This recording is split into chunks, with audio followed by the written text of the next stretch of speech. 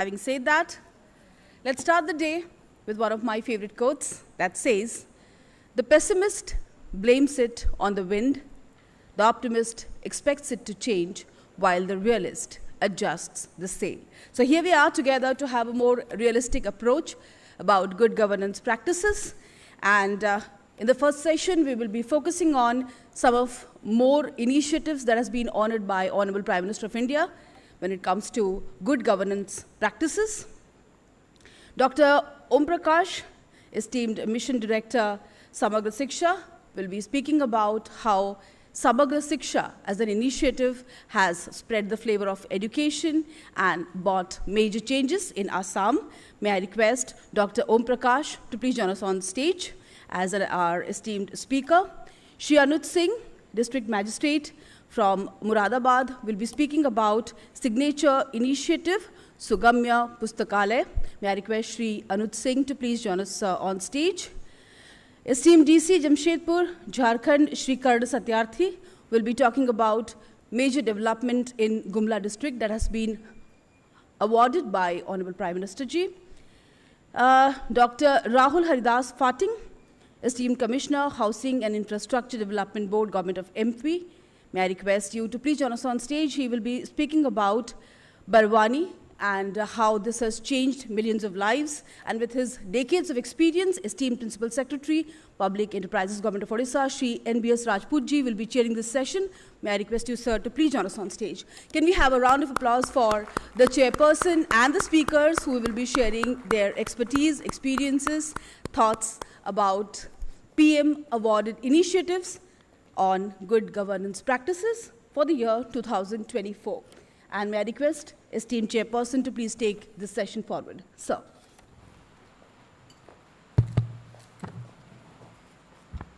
Good morning to you all.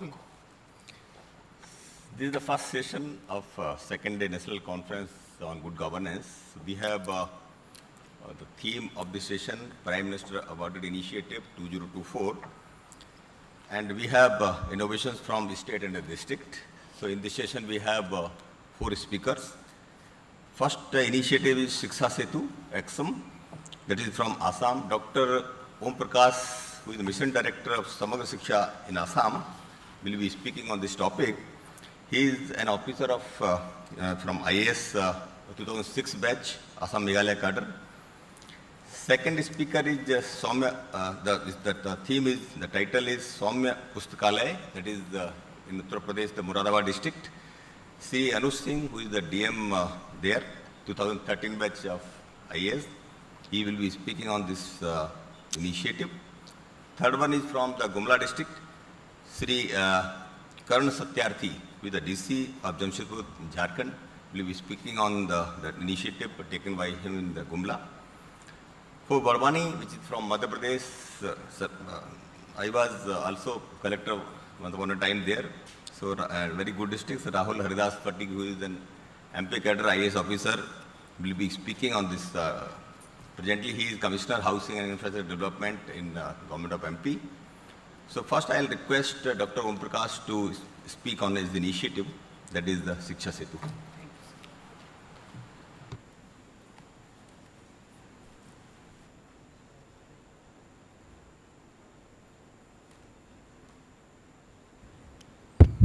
Hello. Good morning to all. I will speak about our initiative of our state government that is called the Shiksha Setu Akhom. Before I go to my presentation, I would like to request to play a small documentary on the Shiksha Setu Akhom. Kindly.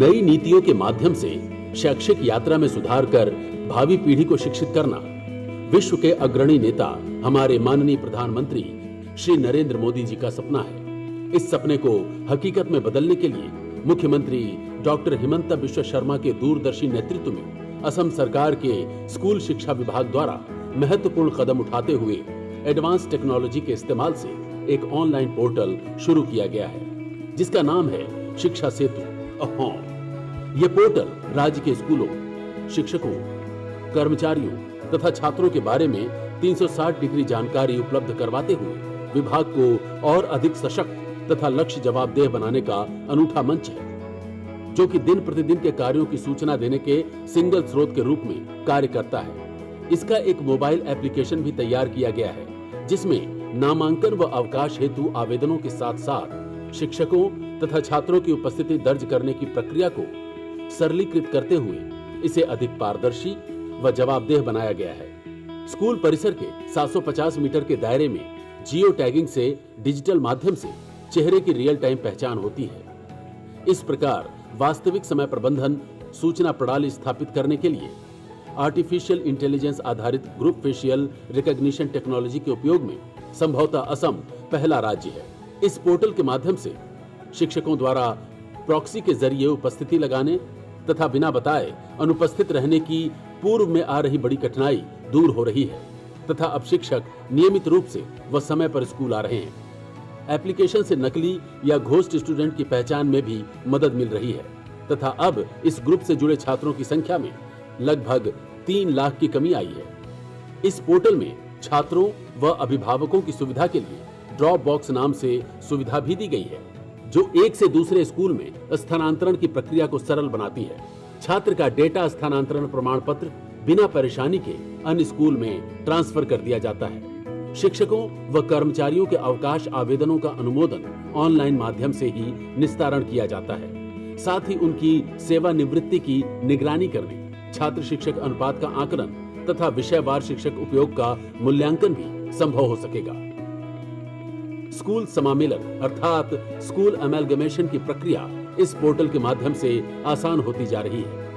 यह portal दूरी, आधारभूत संरचना और शिक्षकों की उपलब्धता के आधार पर स्कूलों की पहचान करता है। इस पोर्टल में किए गए प्रावधान अनुसार अब जैसे ही कोई छात्र 2 से 4 सप्ताह से अधिक समय तक बार बार अनुपस्थित रहने लगता है, तो यह पोर्टल संभावित ड्रॉप आउट छात्रों के बारे में पूर्वानुमान दे देता है। यदि किसी कक्षा के छात्रों की उपस्थिति समय पर अपलोड नहीं की जाती है, तो प्रधानाचार्य को संदेश भेजने की व्यवस्था पहले से ही लागू है। यदि छात्र कक्षा में उपस्थित नहीं होते हैं, तो अभिभावकों को एसएमएस भेजने की भी व्यवस्था जल्द ही लागू की जाएगी। इस प्रकार के छात्रों की समय रहते जानकारी मिल जाने से उन्हें स्कूल प्रणाली में वापस लाने में मदद मिलती है। उत्कृष्ट प्रबंधन और उच्च तकनीकी प्रौद्योगिकी से तैयार शिक्षा सेतु असम को नेशन ई गवर्नेंस अवार्ड 2024 से सम्मानित किया गया। वहीं दूसरी ओर इसी वर्ष prime minister award for excellence in public administration 2024 से सम्मानित किया गया। आशा है कि समस्त विभागीय गतिविधियों को रियल टाइम आधार पर प्रदर्शित करने वाला यह महत्वपूर्ण एवं सशक्त नवाचार स्कूल शिक्षा में सकारात्मक परिवर्तन लाएगा, जो कि प्रधानमंत्री जी के सपने को साकार करने व भावी पीढ़ी के लिए एक नया सवेरा लाने में मील का पत्थर साबित होगा। Thank you. Next slide, please.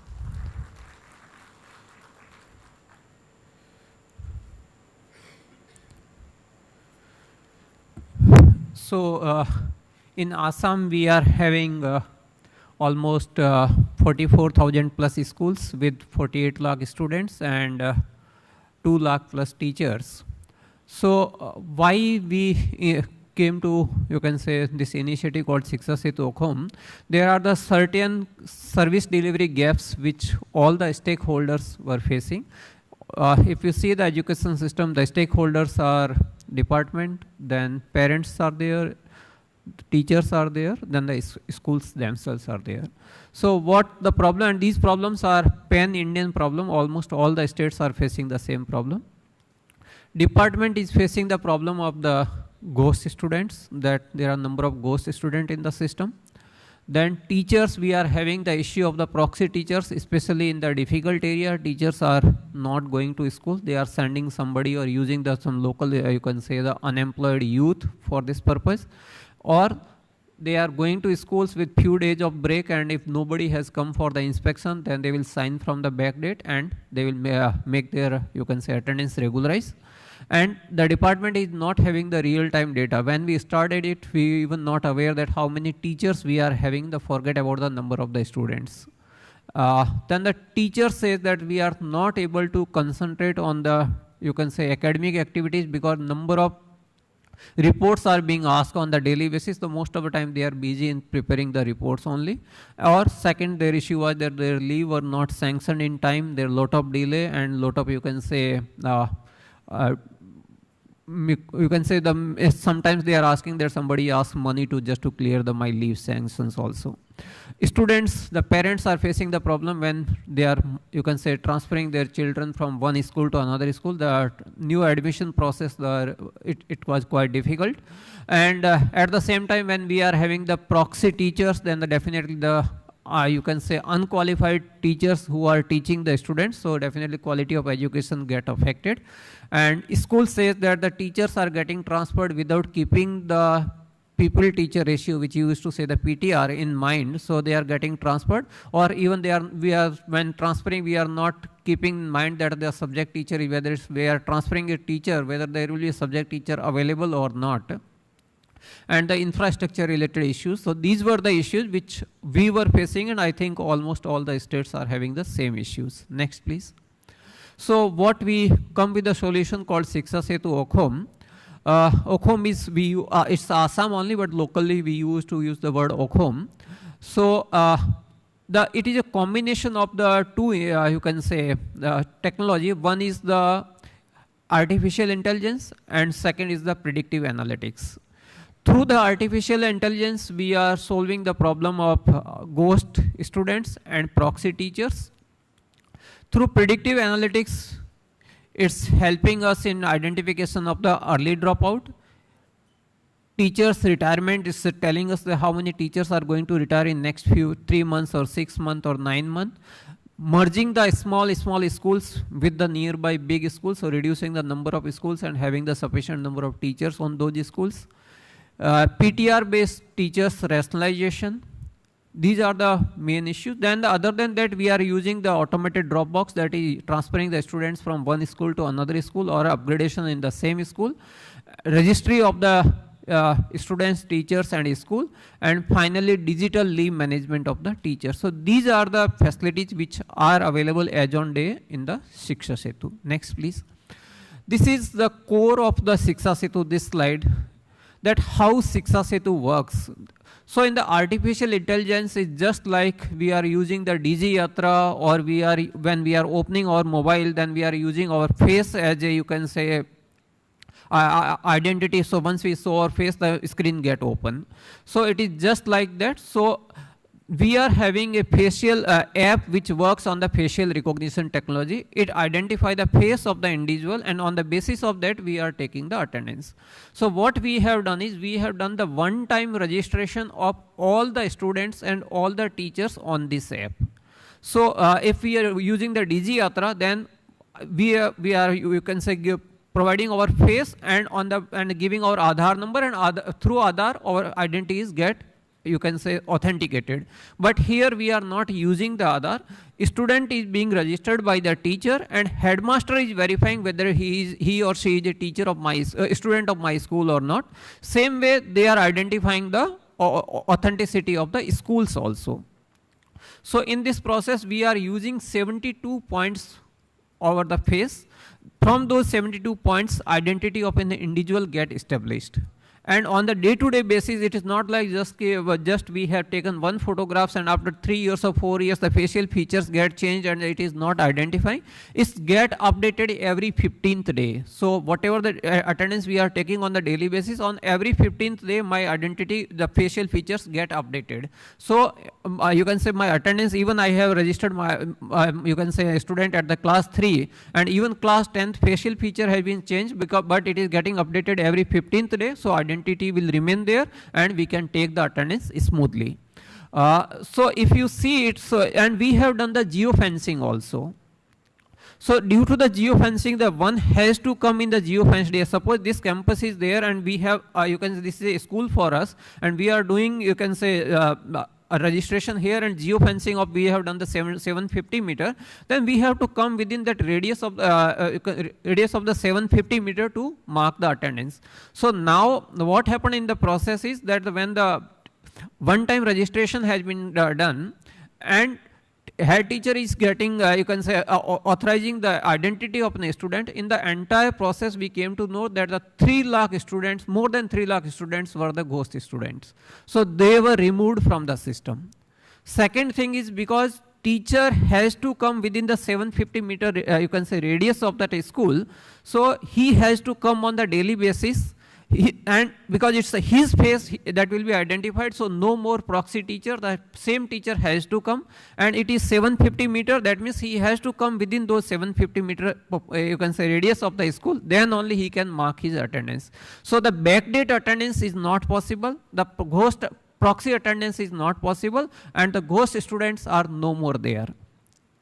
Now the third thing is, it's when I will show you a slide, attendance comes up to second. That we just suppose we have started as this one session today is 10 o'clock. So if you say 10 hours, 4 minutes and 55 seconds my attendance was taken. So it shows the attendance up to second. You can monitor it at what time student, teacher or student came to school and mark their attendance. We can take the individual attendance, we can take the group attendance. So normally we prefer the group attendance, and for the 50 student of a class or 30 student of class, it hardly take 1 minute time to mark the attendance. And it works on the offline mode also, and even on the flight mode also. It works better in the even flight mode. So it is not necessary that you are not having the network in the remote area. It will not work.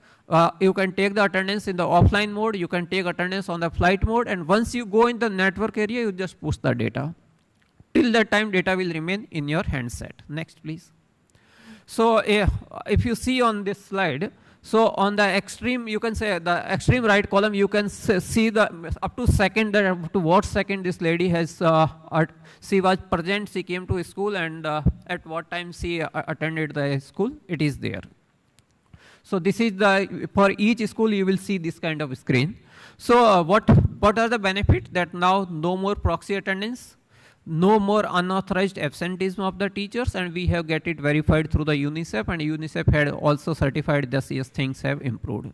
Students, I have already mentioned that we have identified almost 3 lakh ghost students, and system actually tells us that which student is absent from more than 1 week or 2 week or 3 week or 4 week. So as the number of weeks increases, the chances of the dropouts increases. So we can identify the you can say students who are you can say likely to be dropout. Then in the entire process, government is saving almost 100 crore rupees per annum. We spend 12 crore rupees on this system, and we are saving almost 100 crore rupees per annum. And this is for the midday meal, for the students, free uniform, free textbook, and other benefits which the state government is providing to these students. Next, please. So this was the artificial intelligence. Now coming to the predictive analytics. The predictive analytics identify the early dropout of the students, which I have already mentioned. Then the teacher's rationalization. It tells us that which school is having the surplus teacher and which school require the teacher.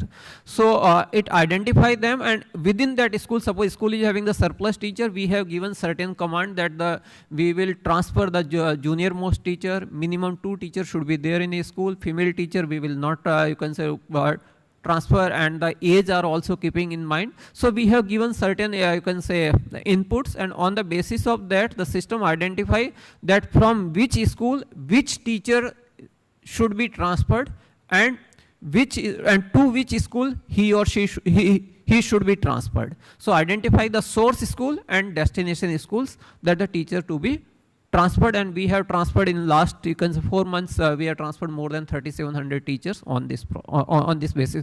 We are trying to keep them within the same cluster. If not possible within the same cluster, then definitely within the same block, so that the displacement for the teacher should not be very huge.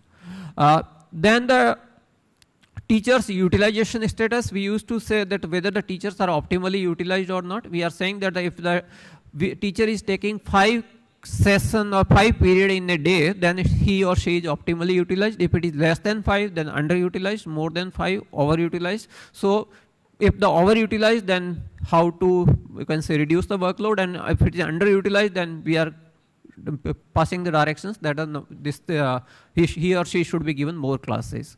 Then the teachers retirement analysis, this system provides us the how many teachers are going to retire in next 3 months or 6 months or 9 months, 12 month and 24 month.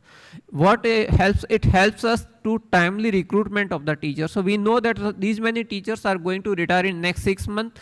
Normal recruitment process takes around 6 month time. So we can start our recruitment in advance so that you can say students should not suffer, and by the time the teacher get retired, you are having replacement available with the school. Proposed amalgamation, we are having all the states are having the very small schools. In Assam, we have just recently merged the schools. We were having 478 schools which are less than 5 students, including the 0 student schools. So the system identifies the schools, that what are the schools which are having these students, and in which school this smaller school, suppose school is having the 4 you can say students and 2 teachers, in which school this smaller school to be merged, it automatically identify 5 or 7 schools which are on basis on the you can say distance, based on the infrastructure and based on the number of the teachers available. So it gives you a solution. This school A is near 300 kilometer, B is 500 kilometer, C is 900 kilometer, and this is the infra available, and these are the teachers available. So what is happening is that when these 5 students with 2 teachers, if merged with a school which is having the 100 student with 4 teachers, then now we are having the 105 students with 6 teachers, so that the quality of education definitely improves. So that is the purpose of the school amalgamation. Next. Other benefits is the automated student drop-off system. In this system, because normally if you say that if it is a manual process, then the class 4 student goes to the class 5, we have open a new register and then make all the entry again. Here this system says just to select the students and click on the upgrade. So once you upgrade the data of the student from class 4 to class 5, it automatically goes. It hardly take 1 minute time for the upgradation of the students from class 4 to class 5.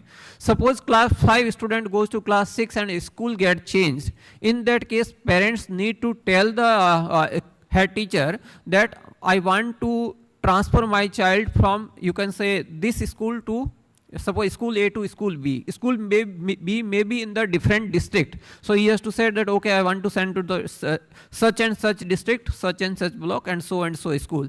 So teacher of the present school, he will identify from the drop down, he will select the schools and he will transfer this boy to that school.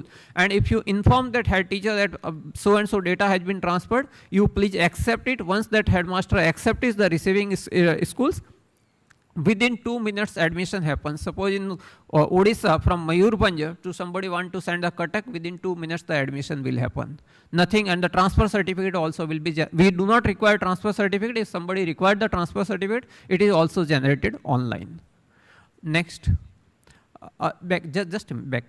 So we are having the digital leave management system. That this is the biggest advantage for the teachers, that the leave are now online. In last 1 year, we have approved 7,28,000 leave through this system. Next, please. Registry, we are having the detail of the students, detail of the schools, detail of the teachers personal detail, as well as the teachers, you can this post detail. In the school detail, we have mapped the schools with the assembly and parliamentary constituency also. So if you are having any assembly question or parliamentary questions, you need not to send it to the district and district to block and block to school. Within 1 minute, you can take out the data. Okay, you select the assembly, you select the parliamentary constituency, what is required. Your assembly question or parliamentary question answer will be prepared immediately from the system. Next.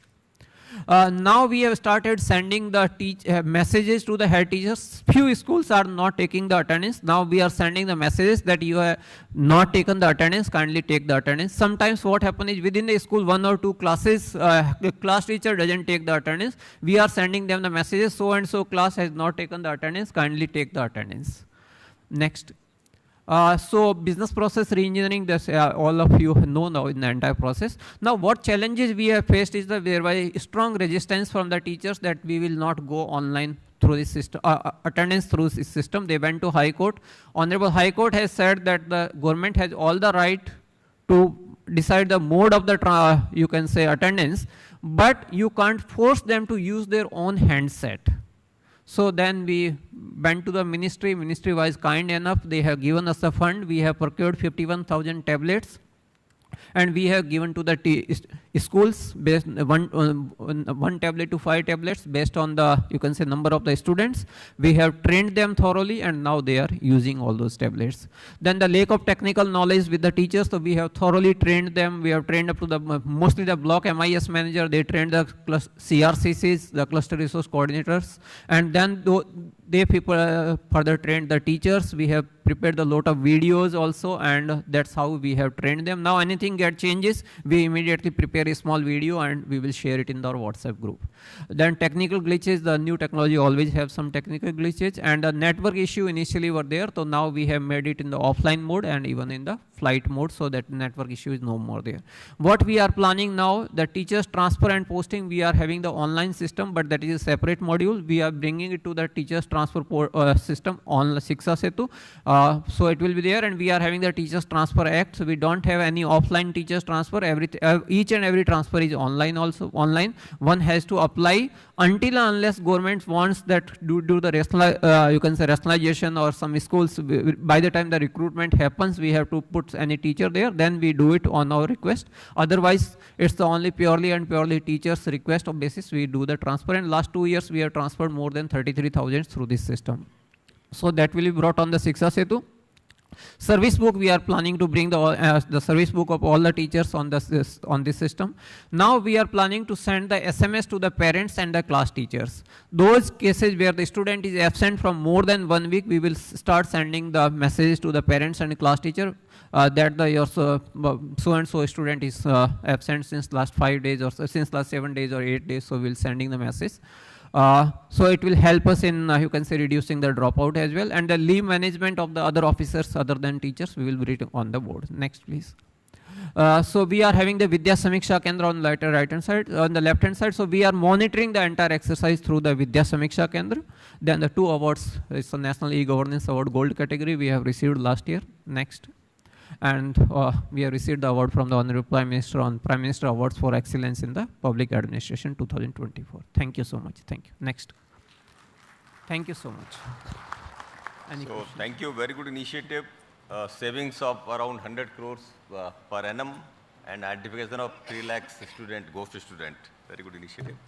So now we have next speaker, Sri Anuj Singh, who has established accessible libraries for differently able students in the district, and 4,500 students are currently using that library. Yes.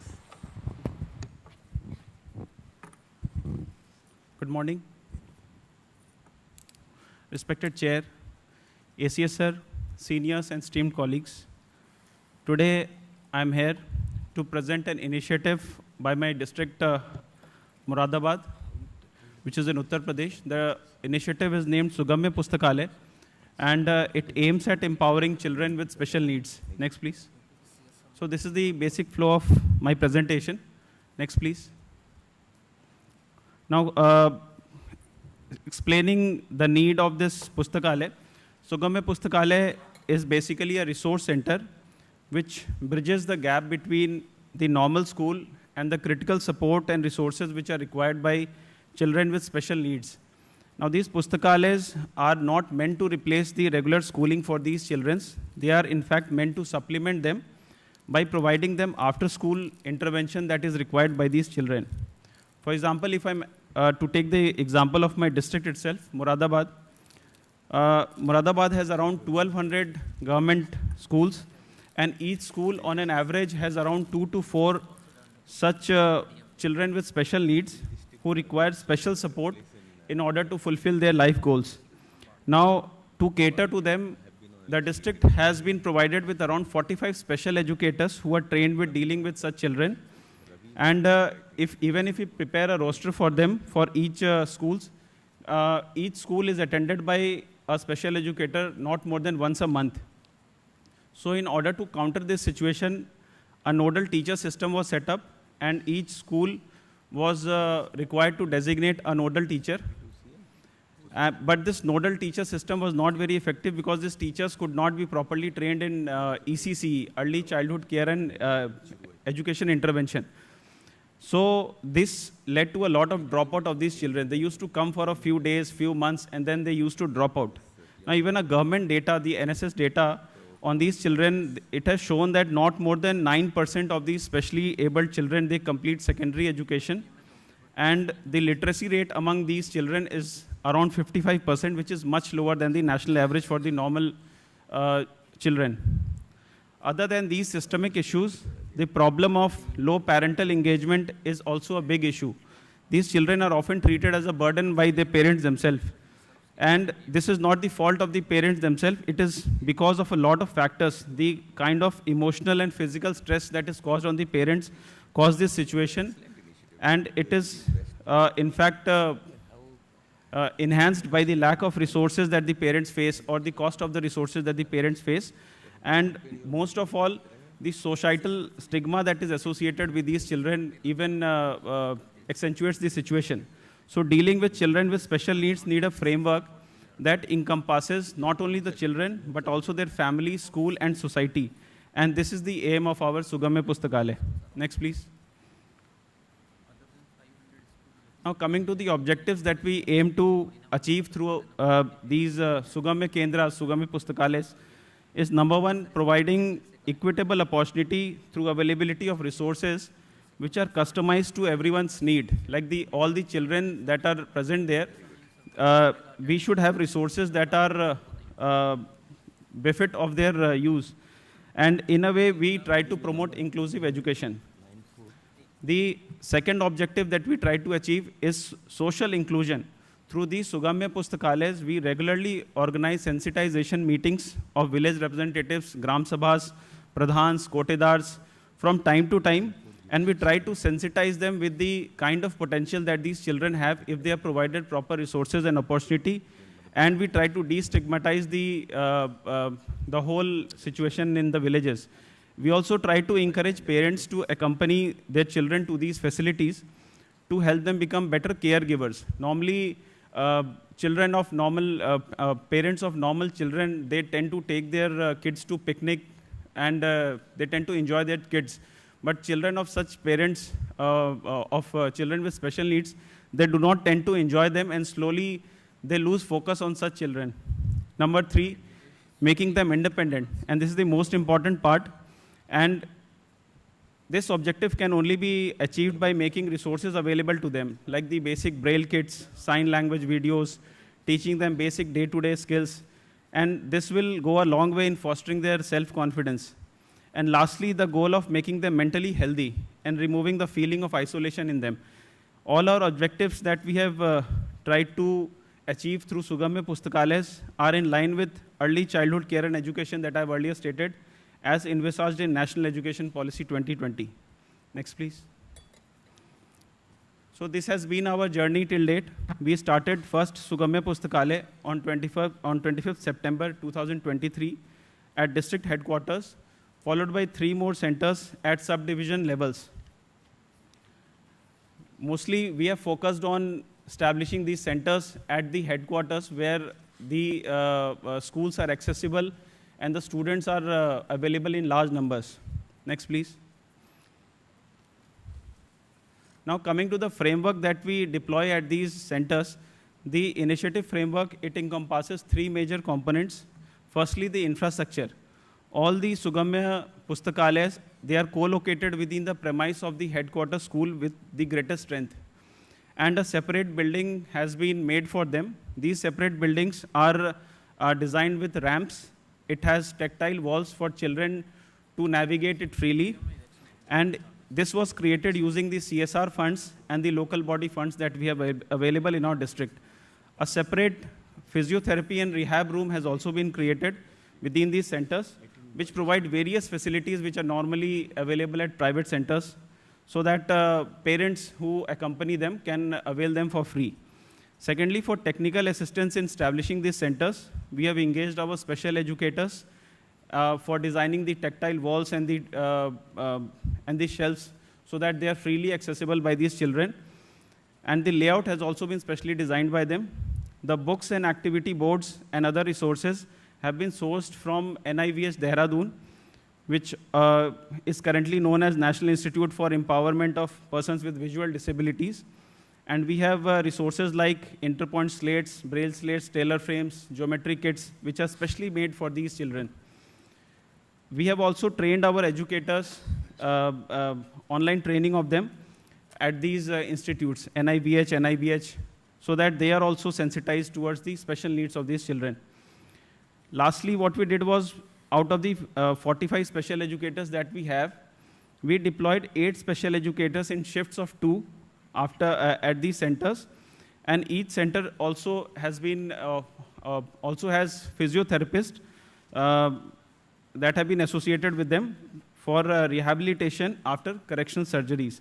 So overall, we have tried to build an ecosystem where children with special needs can they attend normal schools, and after school hours, through the transportation facility that we provide, visit these Sugamya centers with their caregivers being their parents, to get the trainings, the special trainings that are required by them to get independent in their life.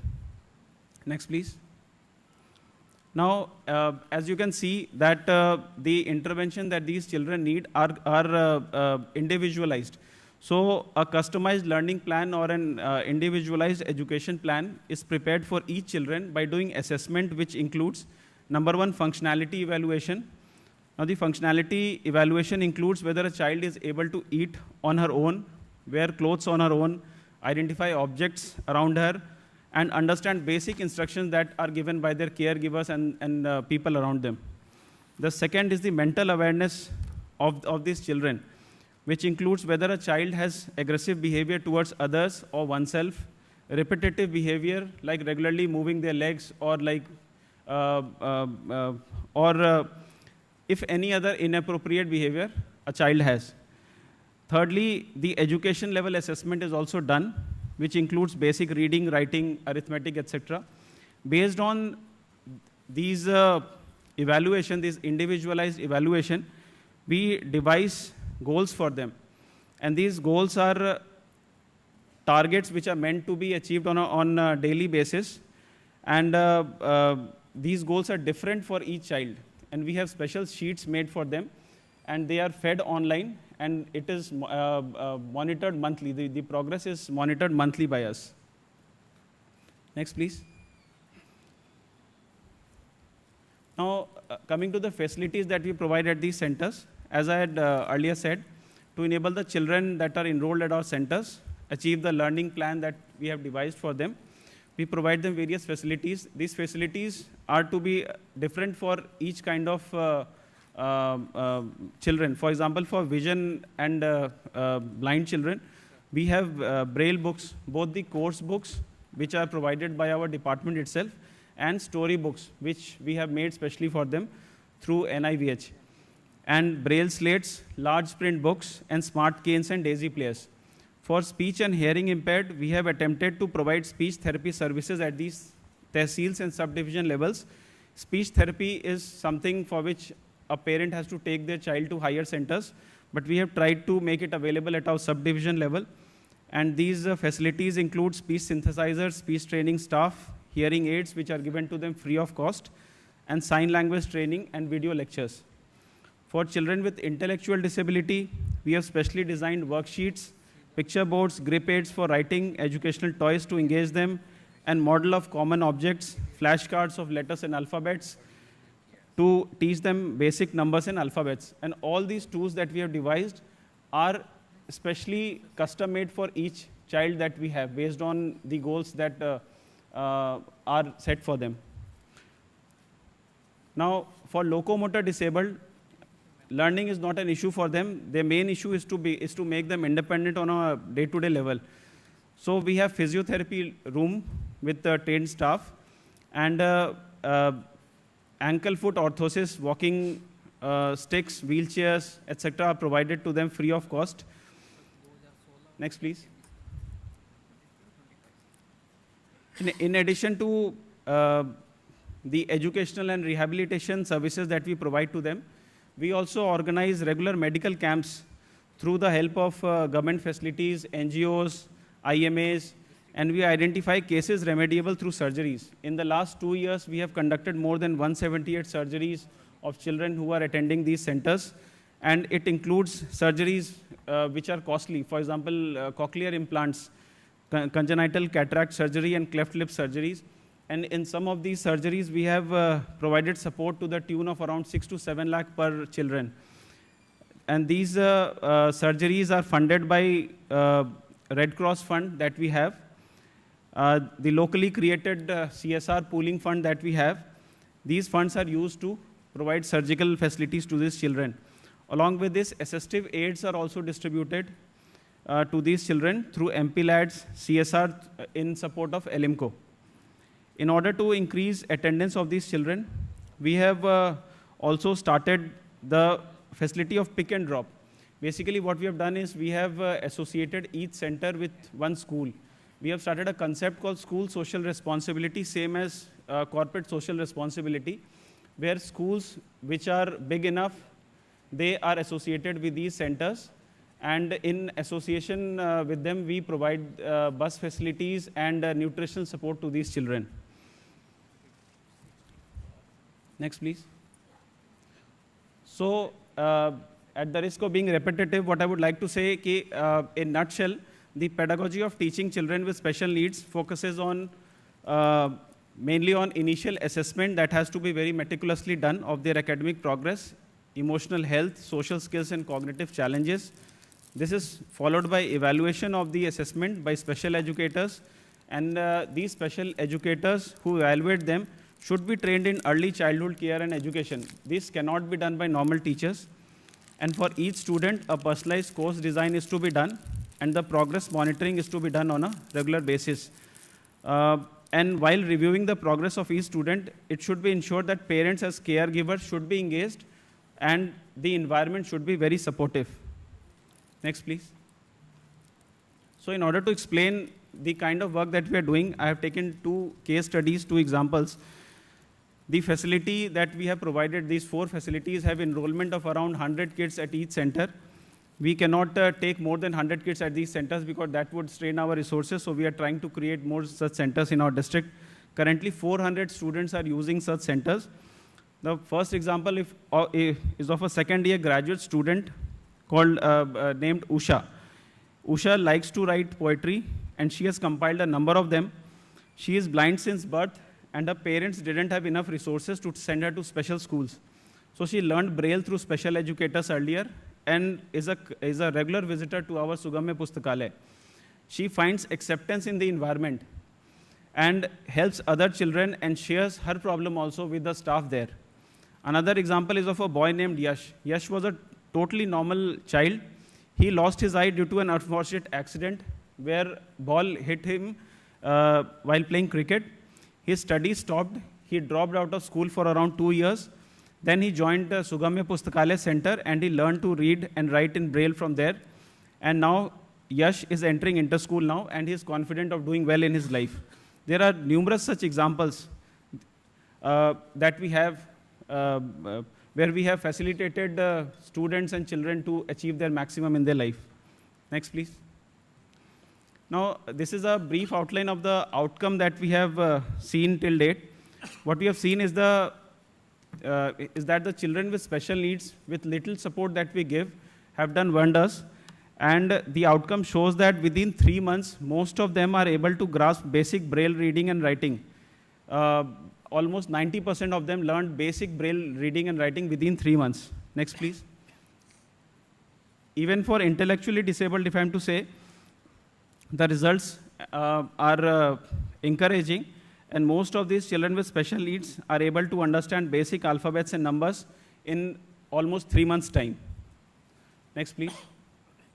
Now, coming to the cost of Sugamya Pustakalaya, cost is not a barrier in this intervention. The total cost that I have broken down into roughly 5 components: infrastructure, equipment, staff, salary, and transportation. All of these combined cost us not more than 14 lakh a center. This is a very low-cost intervention. I would say it is a very low-cost tweaking of the existing resources that we have, which is aimed at achieving inclusive education system for children with special needs, a section that is usually quite neglected but if given proper opportunity, can do wonders. Next, please. This is the photo gallery of our Sugamya Pustakale. Next, please. Next, please. This is the media coverage that we have received over time. Next, please. Next, please. Next, please. Now, coming to the way forward. In future, we plan to expand our intervention to block level because we have already, we are having a long waiting list of such children. But as I told earlier, we don't want to increase the number beyond 100 because that would strain our resources. And this intervention is, the sole focus of this intervention is individualization. So we are trying to create more such centers at block level. We also plan to make advanced transition centers with the support of our nigams and authorities, which will mainly be aimed at children of age more than 15 years. This initiative is a very low-cost tweak, and we wish to see it implemented pan-India, as I've written in my presentation. And the cost is surely not a barrier for this project. Thank you so much for your patience listening. Thank you. Thank you, Anuj. The best part of this initiative is that has been adopted by government of UP, and they are going to set up one center in each block. Next is again the district initiative of Jharkhand state of Gumla districts. I'll request Srikar Satyarthi to go for the presentation.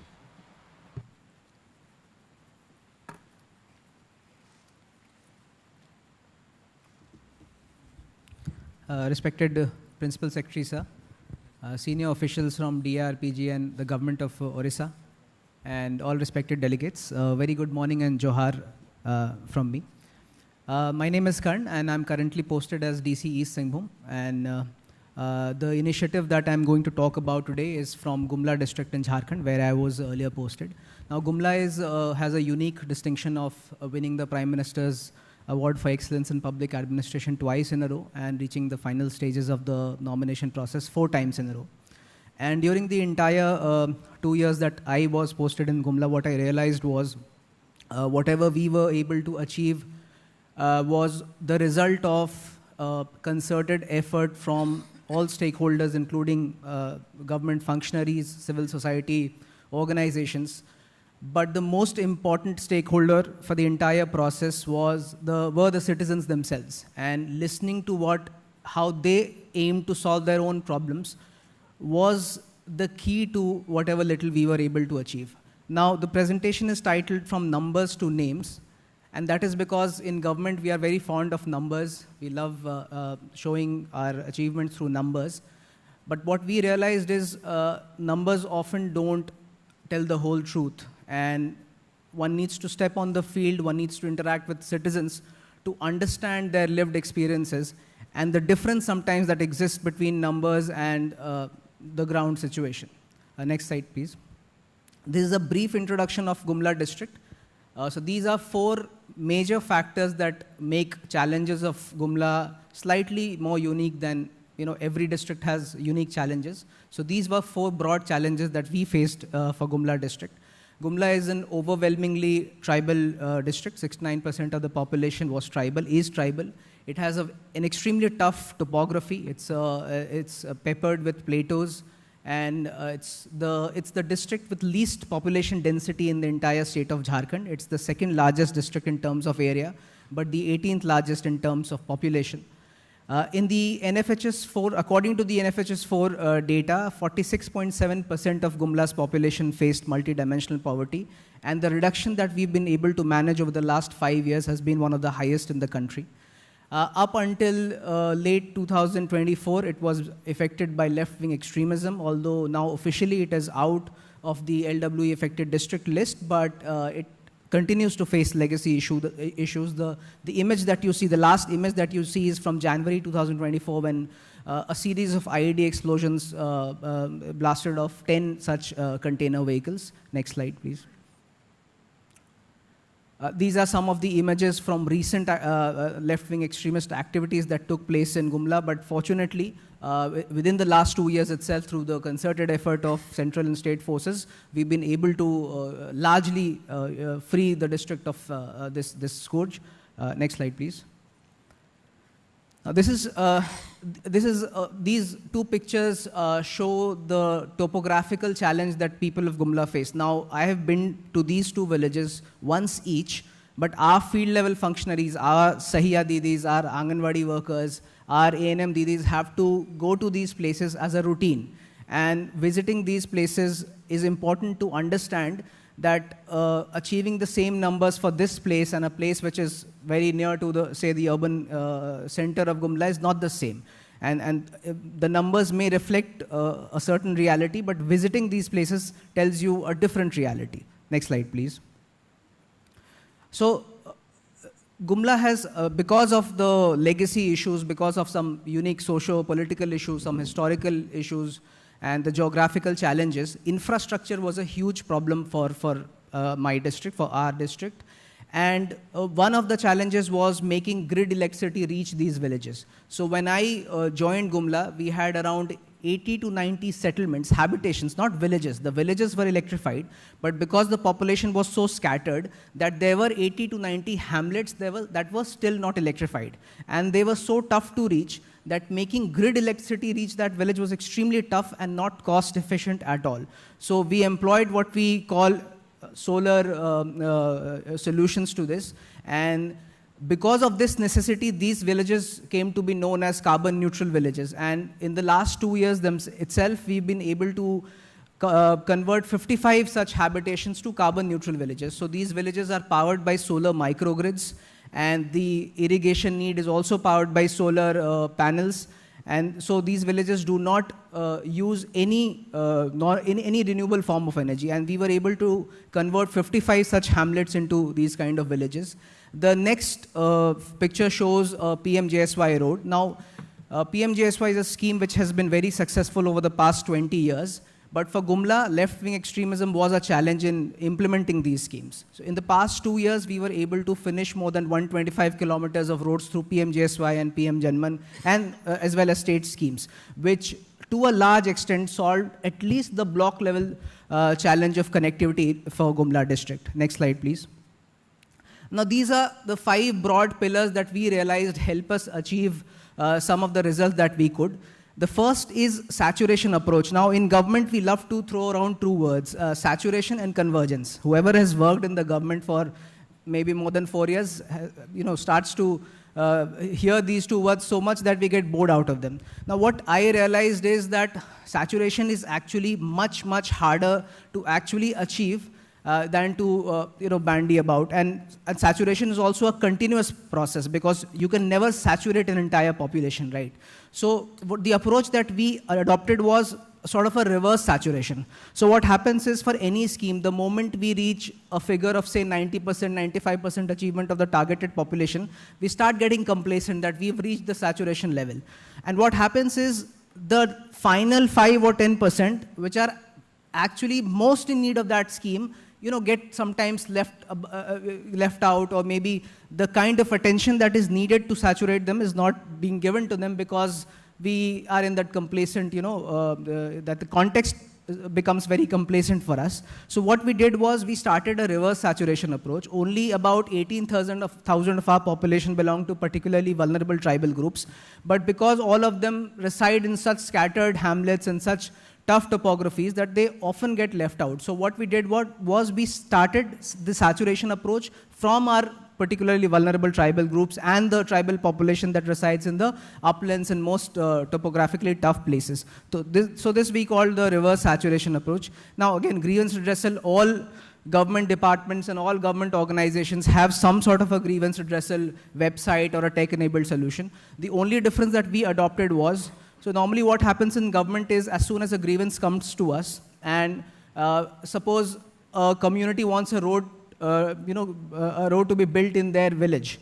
And since we are not, maybe our district does not have the financial resources, what we do is we prepare a DPR, we send it to the state government, and we think that at our level the problem has been resolved because we could only do that much. The approach that we adopted was we'll keep those grievances pending as long as they are not solved. So no matter at what level their solution has to be. So for example, if a person comes to us with a request of getting a pakka house, Maybe he's not in the priority wait list of the Pradhan Mantri Awas Yojana, but we will not mark that grievance to be resolved unless and until through some other scheme or through some other method, we are able to give him or her a pakka house. So you'll see that most government departments or most district administrations have a grievance redressal rate of say 95%, 90% or greater than 85%. We had a grievance redressal rate of 60%. Because we ensured that unless and until that grievance is actually resolved on the ground, we don't mark it as resolved. And there were many problems where 10-kilometer roads needed to be built, 11 kilometers road needed to be built, and those grievances are still marked as unresolved. Unless and until that road gets built to that village, that grievance will remain unresolved. So this was our approach. The third is, of course, convergence, like I said. The fourth was Jan Bhagidari, and again, I'll come, I'll dig a little deeper into that approach, but Jan Bhagidari was not just a buzzword for us. We ensured that I personally visited around 260 hamlets of Gumla in the last 2 years, and we ensured that each and every habitation, each and every household is being visited by a senior official from the district twice every week. At least one person from the district visits two villages per week, that we ensured. And the fifth is transparency. So I'll come to this in slight detail. But what we did was we installed QR codes on 3,000 government buildings in Gumla. And just by scanning those QR codes, you get to know 30 data points of that building. So when was it built? Which scheme was used to build it? Was it finished on time or was it delayed? Which contractor built that government building? Who is the user department? Who is the implementing department? Which scheme was used to build that building? And also, you could record a 45-second video and tell us that the building has this problem, or the service that you received in the building was good, bad. You could give a star rating. So this was what we did for transparency. Next slide, please. So this is what I talked about, the saturation approach. Gumla was the first district in Jharkhand to saturate its PVTG population with Ayushman Bharat, with Ujjwala, with Vishwakarma, and with the PMAY Grameen sanctions. Next slide, please. So this is a village called Jalhan. So the first image is when I first visited the village. The village is populated by just 17 households, and all of them are from the Asur tribe. So Asur is a particularly vulnerable tribal group. Now, if you look at the data, you'll just find that every day some new FHTCs or functional household tap connections are installed. So if you look at the data, you'll just find that 17 new FHTCs were installed in Jalhan village. But when you actually visit that village, you'll see that it takes 4 hours from the district headquarters to reach that village because it doesn't have a road. Out of those 17 households, the highest educational qualification for a person is class 8th, and they have never seen the face of, they had never seen the face of electricity or running water. Now, the data shows just 17 more households connected, but when you visit the village and interact with these 17 households, you'll come to know what that electricity connection and what that functional household tap connection means to them. So this village has now been saturated with most of the government schemes, and it has now all the basic infrastructure facilities. Now we are aiming to, although I'm no longer posted in the district, but the Gumla administration is aiming to deliver some of the more aspirational parts of the government schemes to these villages. Next slide, please. This is the QR code that I talked about. This initiative in itself was shortlisted for the Prime Minister's Award for Excellence in Public Administration in the innovation category in the year 2021. So we created something called a digital district asset register. It's called Gram Sampatti. More than 7 districts across the country have now replicated it. So all information, be it the geolocation, be it the information that is found on files, related to all government assets in Gumla can be accessed through just a click of your mobile phones. There's a web application as well as a mobile application. And this was necessitated because whenever we see a government building, especially in the remote parts of any district, more often than not, that building is not in a good shape. And when you start digging up the records, you may go as far back as, say, 5, 10 years, you'll get the records. But the moment you go past 20 years, there are no records available. Sometimes people don't even know which scheme was used to build that government school or government Anganwadi. At least in my state, that was the situation. And that's why this district asset register was necessitated. And we could eliminate duplicacy through this. And it has ushered in a a complete, era of transparency, because anyone can just scan these QR codes and log in his or her complaint and know anything about every district, every asset in the district, whether it's under construction or it's completed or it's planned, all the assets. So more than 3,000 such assets are listed. All of you can just go to your mobile phones and access this website. It's called gramsampati.in. Next slide, please. This was a ghost asset. A ghost building was converted to the Gumla Science Center. This again has been replicated by many districts across the country. And the Honorable Prime Minister in a recent Mann Ki Baat also applauded this effort in the context of Dantewada district, but Dantewada district had replicated this project in collaboration with us. Next slide, please. So these are, again, applications of the Gram Sampati mobile application, web application. We were able to bring in some quality change in educational infrastructure of the district through these applications. Next slide, please. Now, this is again tech intervention. It's called sarvodaya.gumla.in. Now, if I ask all of you sitting here that how many government schemes a person can apply for or is eligible for, I'm 100% sure that not one person in this room would be aware of all schemes of the government of, say, Odisha and government of India.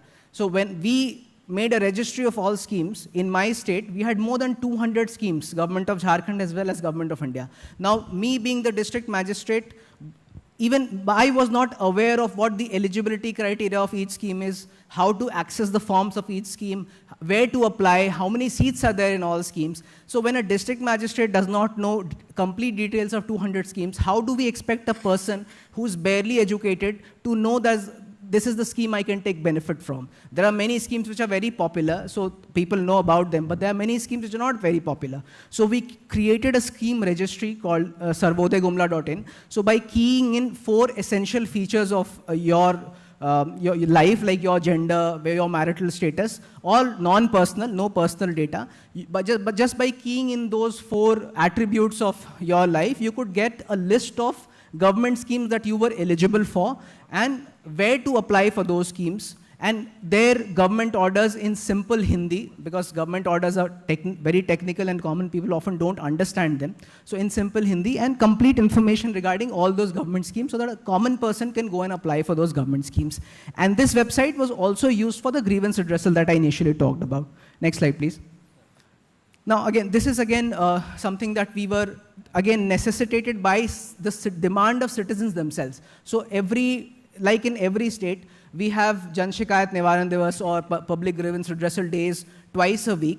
But I realized we were often taking in the complaints, maybe not tracking them as efficiently as was possible. And often people came to us and told us that it takes 3 hours for us to reach your office, then we sit here for 1 hour or 2 hours, and we go back. So a whole day is wasted. So what we introduced was an e-Jan Shikayat. This again happened once a week, where you could just go to your block building and then connect to all senior officials of the district administration through your block building. We are planning to, seep it down to the panchayat level, but in the last 2 years, we were able to take it only till the block level. Next slide, please.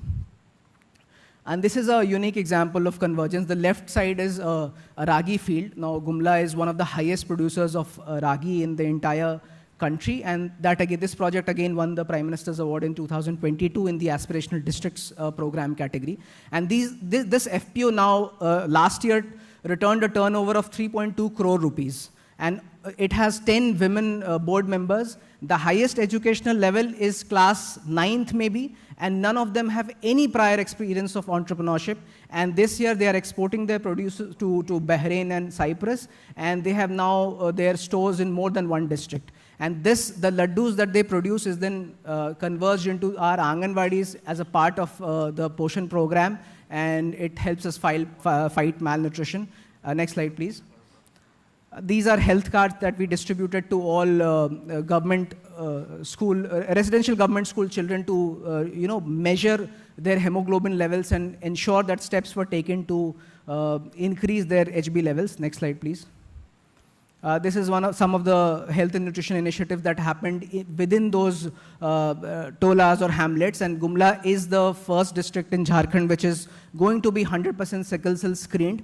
The second district is at a level of say 15%, and Gumla is at a level of 95%. Next slide, please. So this is again a unique project that we started for Gumla. It's called Project Asha. Mental health is often an area which is not very emphasized upon, because we keep focusing on public health issues. And since mental health is not considered in the traditional definition of public health, but what we found was epilepsy was a major challenge. And we collaborated with AIIMS New Delhi to introduce this, and they conducted monthly camps, and we ensured follow-ups, 1 year worth of free medicine and social counseling for the families, because we realized that epilepsy was not just a clinical disorder, but also a social problem. Next slide, please. We leveraged CSR to ensure that Gumla was the first district in South Chota Nagpur division, other than Ranchi, which is the capital, to have a CT scan. Now we are in the process of getting a cath lab in a district hospital, which will be the first for Jharkhand. Next slide, please. We distributed these e-tricycles to 100% of locomotor disabled population of the district. Next slide, please. Next slide, please. Next slide. Yeah. So again, now this is something unique to Jharkhand. In Jharkhand, we have a law called the CNT Act, Chota Nagpur Tenancy Act. According to this law, if a company for mining or industrial purposes has to divert a private land, a Rayati land, which is of tribal nature, they have to take the deputy commissioner's permission, the collector's permission. So in the first few cases that I heard, I realized that the tribal person who stood in front of me, his aim was to get out of the court as soon as possible. So he was not there to, make his point or her point that, okay, I want to give this land or not, or whether the compensation that they are promising me is okay or not, whether my child will get an education or I'll get a job in that mining or industrial company or not. That was not his aim. His aim was, because he was so, in fear of the premises of the courtroom, that he just wanted to stand there for as little as possible and get out of the room as fast as possible. So what we did was, we took that CNT court out of the courtroom, and we took that court to the villages. So what we did was, the CNT 49 court for the last 1.5 years in Gumla has been organized in the village where that mining or industry company is going to alienate the tribal person of that land. And I realized that within their villages, they could very freely express themselves. The average rate of compensation went up by 50%. They were able to negotiate much better deals like education for their children or jobs for themselves. Next slide, please. So now this again is a very interesting case study. These are all PVTG people belonging to a tribe called Birhor. So this tribe does not have any documentation, because they keep moving from one place to another every 30-40 years. Now, for the past 40 years, they had been waiting for their caste certificates because they did not have any land documentation related to their land. And in Jharkhand, these issues are very complicated, because there's always there's always an outsider-insider debate, and the issue of issuing caste certificates is a very sensitive process. But we made sure that we persisted in the process, and we made use of a very a very seldom used point of our circular, and we used that provision and issued them caste certificates after a gap of 40 years. They never had these caste certificates. Next slide, please. This is again the app that I was talking about. It's called the Gram Sampatti web and mobile applications. It aims to bring all stakeholders regarding all government assets on a common platform. And you can also see a government departments and a contractor's performance on these applications. Although we are not in a position to use a contractor's performance in tendering process, because that's an issue that the state government will have to take a call. But at least we can, for our purposes, see which contractor and which government department is performing well and who is not performing well. Next slide, please. So this is these are some of the initiatives that we took in terms of education. Gumla was the first district to organize 2 literature festivals, and now it may seem out of place, but for a district like Gumla, it was almost like a first in a lifetime thing for the people of Gumla. We were able to send 51 children to the launch pads of Chandrayaan and Aditya L1 to witness the scientific strides that India is going to make. And this initiative was presented before the Honorable Prime Minister of India during the 3rd National Conference of Chief Secretaries. Next slide, please. So yes, next slide, please. The Honorable Prime Minister of India interacted with 5 of our PBTG entrepreneurs from Gumla. It was an online interaction. He was very impressed by the entrepreneurial leaps that these 5 women have been able to make in a district like Gumla. Next slide, please. So these were some of the things that we were planning to do, and I'm sure that our team back in Gumla is working very diligently on all of these, these initiatives, and all the aspirational parts of the schemes of Government of India and Government of Jharkhand are being delivered very well in Gumla. Next slide, please. Yeah, thank you. Thank you. Very successful example of saturation approach in the district. So now we'll move to last presentation of today's session. That is on numerous successful program implementation in tribal districts of Madhya Pradesh. I'll request Dr. Rahul to start the presentation.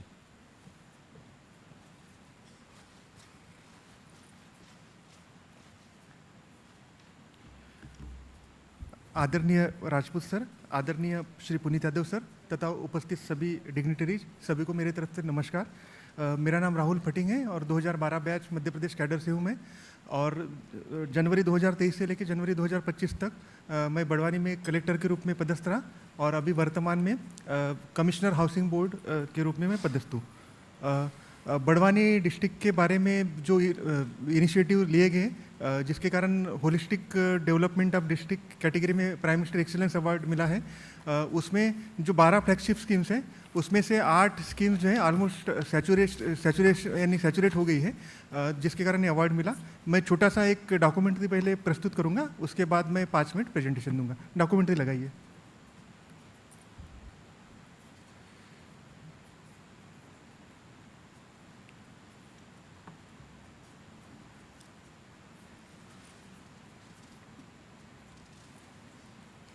Voice नहीं। देश के कमजोर सूचकांकों वाले जिले के रूप में जाना जाता था, जहां विकास की बयार कुछ कम रफ्तार से पहुंची।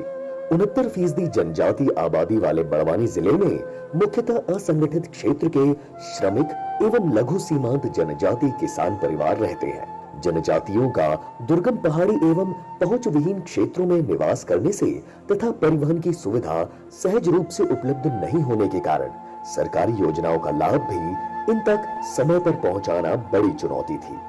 स्वास्थ्य एवं पोषण संबंधी सेवाओं की कमजोर स्थिति, बच्चों एवं महिलाओं में कुपोषण की उच्च दर, महिला साक्षरता में पिछड़ापन और बुनियादी ढांचे की कमजोर स्थिति ने जिले को विकास की मुख्य धारा से दूर रखा। इन स्थितियों को देखते हुए नीति आयोग भारत शासन द्वारा साल 2018 में बड़वानी जिले को आकांक्षी जिला विकास कार्यक्रम में शामिल किया।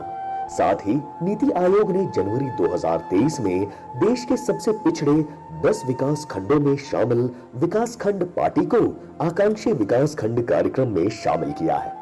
नीति आयोग के इस कार्यक्रम से तथा कमजोर सूचकांकों में सुधार के लिए जिला प्रशासन द्वारा किए गए नवाचारों से बड़वानी जिले ने विकास की नई रफ्तार पकड़ी है। हालांकि ऐसा नहीं है कि जिले के पास अपने स्थानीय संसाधनों के आधार पर आकांक्षी से प्रेरणादायी विकास के लक्ष्य को हासिल करने की ताकत नहीं है। बड़वानी जिला जल संसाधन, पर्यटन की असीम संभावना, ऑर्गेनिक फार्मिंग की असीम क्षमताओं से लैस है और अब उसने प्रगति के पथ पर कदम बढ़ा दिए हैं। बड़वानी जिला प्रशासन ने अपने नवाचारों के जरिए सरकार की योजनाओं को धरातल पर उतारा है तथा आम जनों को शासन के कार्यक्रमों एवं योजनाओं का लाभ समयबद्ध सुनिश्चित किया है। इन सभी संयुक्त प्रयासों ने बड़वानी जिले को देश में एक रोल मॉडल के रूप में प्रस्तुत किया है, जहां विकास और सामाजिक कल्याण की दिशा में सकारात्मक परिवर्तन देखे जा सकते हैं। इन नवाचारों ने भारत शासन की महत्वाकांक्षी योजनाओं में सैचुरेशन वाली प्रगति भी सुनिश्चित की, जिसके साक्ष्य इन योजनाओं के प्रगति संबंधी आंकड़े हैं।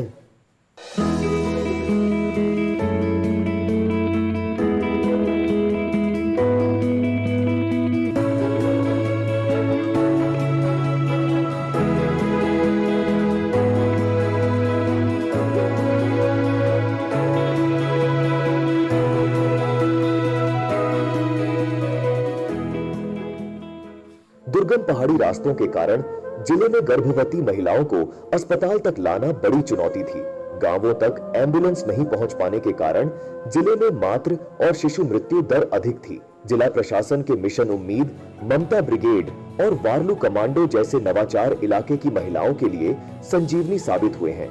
पहले झोली में ले जाके ना किसी को रास्ते में भी डिलीवरी हो जाती थी। अभी मिशन उम्मीद में ये अभी स्ट्रेचर वगैरह भी है, तो उससे आसानी से हम संस्थागत ले जाते और संस्थागत प्रसव करवाते। मिशन उम्मीद के तहत गर्भवती महिलाओं को स्वास्थ्य जांच, टीकाकरण और प्रसव के लिए अपने निजी वाहन पर अस्पताल तक लाने वाले लोगों को नकद राशि का भुगतान किया जा रहा है। प्रधानमंत्री मातृ योजना से 5,000 की राशि प्राप्त हुई, जो खाने पीने में खर्च किए।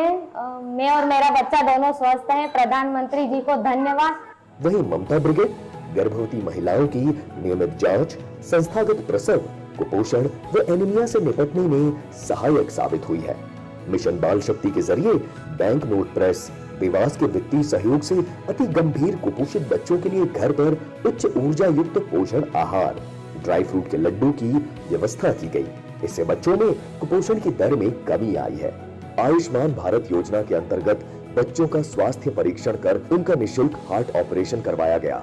प्राकृतिक संसाधनों और बड़े उद्योगों की कमी से जिले के लोगों के सामने वर्ष भर रोजगार पाना एक बड़ी समस्या है।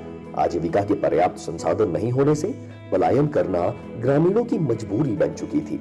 ऐसे में पीएम स्वनिधि, प्रधानमंत्री विश्वकर्मा और प्रधानमंत्री मुद्रा योजना ने लोगों को रोजगार के नए अवसर प्रदान किए हैं। लोगों तक योजना का लाभ पहुंचाने के लिए जिला प्रशासन ने हर ग्राम पंचायत में सर्वे कर छोटे व्यवसायियों का डेटा बैंक तैयार किया।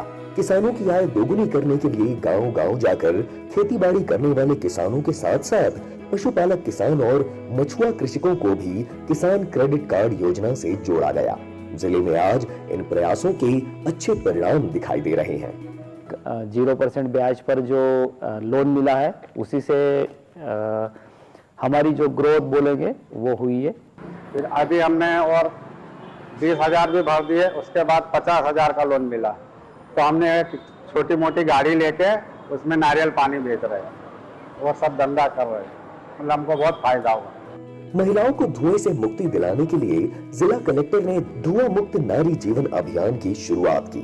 अभियान के तहत गांव-गांव आजीविका मिशन की सक्रिय सदस्य को उज्ज्वला दीदी के रूप में नियुक्त किया गया। उज्ज्वला दीदी ने घर-घर जाकर लोगों को प्रधानमंत्री उज्ज्वला योजना का लाभ दिलाया। सिलेंडर समय पर पहुंचाने के लिए कैलेंडर अनुसार मार्ग तय किए गए। इन प्रयासों से न सिर्फ ग्रामीण महिलाओं का आत्मसम्मान बढ़ा है, बल्कि उनके स्वास्थ्य में भी सुधार हुआ है।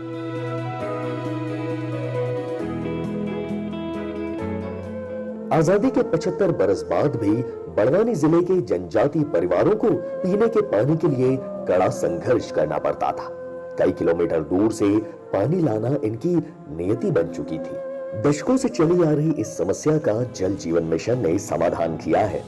नियमित जलापूर्ति, रख रखाव और जलकर की वसूली के लिए महिलाओं की ग्राम जल एवं स्वच्छता समितियां बनाई गई, जिससे न सिर्फ महिलाओं को रोजगार मिला, बल्कि उनमें नई ऊर्जा का संचार हुआ है।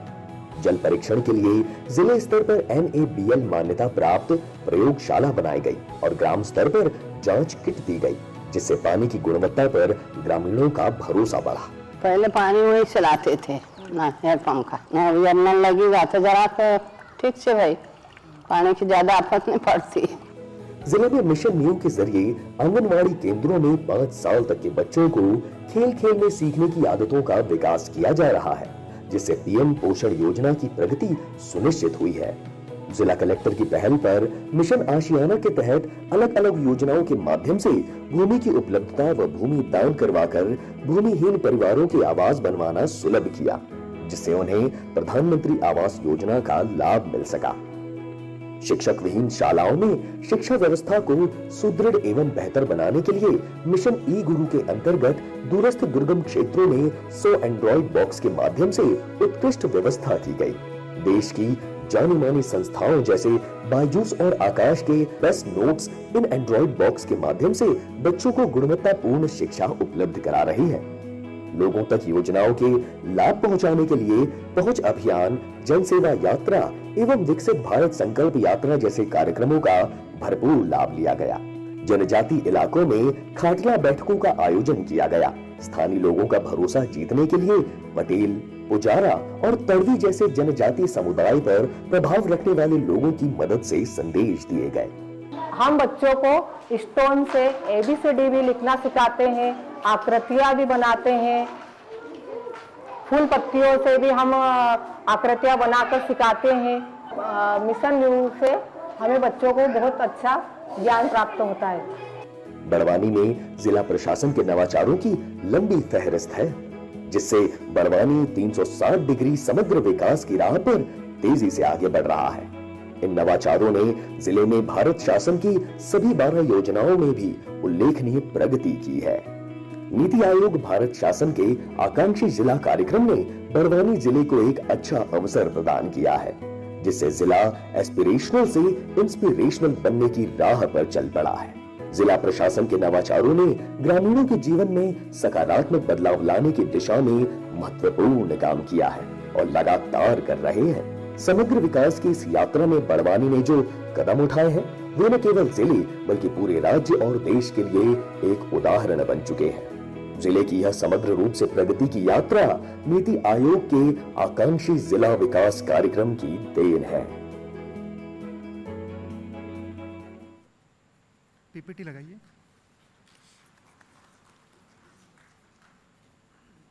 Next slide. Barwani district Indore division में आता है वैसे, और नर्मदा वैली में सतपुड़ा रेंजेस में सिचुएटेड है। महाराष्ट्र एक साइड से महाराष्ट्र लगता है, दूसरे साइड से गुजरात की बॉर्डर लगती है, और तो ऐसा डिस्ट्रिक्ट है। और 18 लाख पॉपुलेशन अभी है, और उसमें 70% पॉपुलेशन जो है ट्राइबल पॉपुलेशन है। उसमें भी भील की उपजाति है बारेला। तो एकमात्र डिस्ट्रिक्ट है कि जहाँ बारेला बेसिकली बारेला उपजाति ईस्ट डिस्ट्रिक्ट में है। बाकी चैलेंजेस हमने बताए, खासतौर पे बारेला जो उपजाति है ये फलियों में रहती है, और लगभग फलिया इज बेसिकली स्कैटर्ड हैमलेट्स, और उसमें भी ये है कि इंडिविजुअल मकान जो है वो प्रेफर करते हैं कि इंडिविजुअली अलग अलग आइसोलेटेड वे में रहें। तो उस कारण जो स्कीम्स है, स्कीम्स का सैचुरेशन करना बहुत मुश्किल हो जाता है। इनफैक्ट राजपूत सर जो बैठे हैं वो 2009 में कलेक्टर रह चुके हैं बड़वानी में, और तब तो और कठिन था। कठिन इसलिए बोलूँगा कि नेटवर्क शैडो रीजन की समस्या अभी भी, यानी 1800 इलेक्शन के टाइम हमने देखा कि 1800 पोलिंग बूथ थे, उसमें से 350 पोलिंग बूथ हमारे ऐसे थे कि जहाँ बिल्कुल ही नेटवर्क नहीं आता था। और पीपीटी में उल्लेख नहीं है, लेकिन जैसे कि कुछ लेफ्ट विंग जो संस्थाएं हैं, जैसे कि नर्मदा बचाओ आंदोलन है, या बाबा आमटे हैं, या फिर और भी एक जागरूक दलित आदिवासी संगठन है, तो इनका एपिसेंटर रहा है। और जब सर कलेक्टर थे तब तो 15-15 दिन ऐसा भी हुआ है कि कलेक्टर ऑफिस ही पूरा बंद रहा। आज के टाइम भी होता है कि 1 दिन या 2 दिन बंद हो जाता है, तो तब जो है काम करना और कठिन था। आज के टाइम थोड़ा सा आसान हो गया है, ऐसा मैं बोलूँगा, लेकिन आज भी फिर भी चैलेंजेस है। और जो फ्लैगशिप स्कीम की सर्विस डिलीवरी है, क्योंकि लोग इतने आइसोलेटेड वे में रहते हैं, इतना यानी एरिया बहुत बड़ा है, तो टीम को भेजना, और सारी स्कीम जब ऑनलाइन हुई है तो नेटवर्क शैडो रीजन में काम करना, तो that is the issue. Next,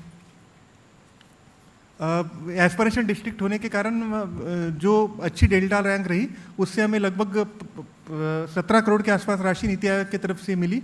तो उसका हमने फ़ायदा ये लिया कि जो एग्जिस्टिंग गवर्नमेंट स्कीम्स हैं, तो उनको अगर ब्रीच करने के लिए हमें आवश्यकता जहाँ जहाँ राशि की थी, तो उसको हमने वहाँ मदद ली। खासतौर पे जैसे स्वास्थ्य और पोषण में हमने 5 करोड़ रुपए खर्च किए, तो उसमें जो पुराने डिलीवरी पॉइंट्स हैं उसके लिए जैसे गवर्नमेंट की तरफ से फंडिंग नहीं आती, तो उसका जो उन्नयन है, उन्नयन के लिए हमने उस राशि का उपयोग किया।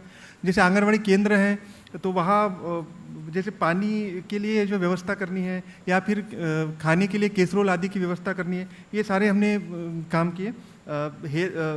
एजुकेशन में जैसे स्मार्ट क्लासेस की स्थापना हो गई। कृषि और जल संसाधन में जैसे 3 करोड़ की राशि थी। कस्टम हायरिंग सेंटर है, वहाँ मिलेट काफ़ी इसमें होता है, तो मिलेट की प्रोसेसिंग यूनिट बनाने के लिए। तो एग्जिस्टिंग गवर्नमेंट स्कीम जैसे कि मुद्रा योजना है, या फिर एसएचजी बैंक लिंकेज स्कीम है, तो उसमें जो मार्जिन मनी की राशि है 100% तो हमने नहीं दिया, क्योंकि डिपेंडेंसी नहीं बनाना चाहते थे, लेकिन मार्जिन मनी का जो अमाउंट है हमने इस राशि से दिया, तो उसके कारण जो है स्कीम सैचुरेट हो सकी। आगे भी आएगी, नेक्स्ट कुछ फोटोग्राफ्स में दिखाऊंगा। ये जैसे है कि कस्टम हायरिंग सेंटर मैंने जो बता रहा था आपको, तो उसका प्रोग्राम वगैरह किया था और सारे लोगों को दिया था, तो उसके बारे में। नेक्स्ट, ये जैसे मैंने कहा कई जगहों कि आंगनवाड़ी में पीने की व्यवस्था नहीं होती, तो उसके लिए व्यवस्था हमने की। आगे ये मिशन स्माइलिंग लिटिल हार्ट करके हमने प्रोग्राम चलाया था। आप सभी जानते हैं कि विकसित भारत संकल्प यात्रा भारत सरकार की तरफ से लॉन्च की गई थी और सारे गांव-गांव गई थी, तो इसका हमने फ़ायदा ये उठाया कि जहाँ जहाँ यात्रा गई वहाँ हमने कंपल्सरीली जो छोटे बच्चे हैं उनका हेल्थ चेकअप कराया और सारे ऐसे पेशेंट्स हमने आइडेंटिफाई किए। तो इसमें जो है मोर देन 500 बच्चे हमने सिलेक्ट किए कि जिनको कंजेनिटल हार्ट डिसीजेस है, और उसमें से लगभग 250 बच्चे ऐसे हैं कि जिनका हमने हार्ट सर्जरी इंदौर में कराया। तो बेसिकली इसमें फ़ायदा ये हुआ है कि जो छूटे हुए बच्चे थे वो आइडेंटिफाई तो हुए और विकसित भारत संकल्प यात्रा का हमने लाभ उठाया। और साथ में जो पेरेंट्स हैं, खासतौर पे मजदूरी का इशू आता है या फिर मजदूरी वेजेस लॉस है, ट्रांसपोर्टेशन का इशू है, तो उनको सारों को एक साथ लेकर और मजदूरी का जो लॉस हुआ वो रेड क्रॉस सोसाइटी के माध्यम से भुगतान कर हमने ये काम किया। नेक्स्ट, ये मिशन बाल शक्ति हमने लॉन्च किया था। मिशन बाल शक्ति का मकसद ये था कि हमारे यहाँ डिस्ट्रिक्ट में मैं जो डेटाबेस देख रहा था, लगभग 4 से 5 हज़ार जो श्याम बच्चे हर साल होते थे और हम एनआरसी में एडमिट करते थे, लेकिन एनआरसी में हमारा बेड ऑक्यूपेंसी रेट भी लगभग 160% होता था। लेकिन जब भी बच्चे वापस जब घर जाते थे उसके बाद वो बच्चे रिपीट होते थे, यानी सडन फिर से फॉल होता था। तो ये आवश्यकता लगी कि बच्चों को एक होम बेस्ड सोल्यूशन दिया जाए। तो उसमें हमने होम बेस्ड एक रेसिपी आइडेंटिफाई की। रेसिपी आइडेंटिफाई करके वहाँ यानी CSR का सपोर्ट हमने लिया। खासतौर पे देवास में एक बैंक प्रेस नोट है, तो उनके तरफ से 3 करोड़ की राशि मैंने सैंक्शन कराई और एडिशनल जो सप्लीमेंटेशन है उन बच्चों को दिया गया। तो काफ़ी इसके रिजल्ट अच्छे आए और काफ़ी जो है इसमें जो है बेसिकली जो विशियस साइकिल ब्रेक हुई, ऐसा मैं कहना चाहूँगा। नेक्स्ट, ये वार्लू कमांडो नाम का इनिशिएटिव है। बेसिकली अभी एम्बुलेंस तो सभी जगह चली गई है, लेकिन टेरेन का जैसे कि मैंने कहा इशू है। तो कुछ ऐसे भी घर है कि जो आइसोलेटेड वे में रहते हैं, तो उनको ट्रांसपोर्ट करना नियरेस्ट पॉइंट तक, तो वो एक चैलेंज था। तो मैंने जैसे मैं पहले बता चुका हूँ, नीति आयोग से जो हमें अवार्ड की राशि मिली उससे हमने कुछ स्ट्रेचर्स वगैरह उपलब्ध कराए, लेकिन फिर भी हमने एक इनोवेशन ये किया कि जो ट्राइबल होते हैं वो बेसिकली वहाँ जब भी कोई आदमी मिलता है तो वो एक दूसरे को हालचाल पूछने के लिए वार्लू छी करके पूछते हैं बेसिकली।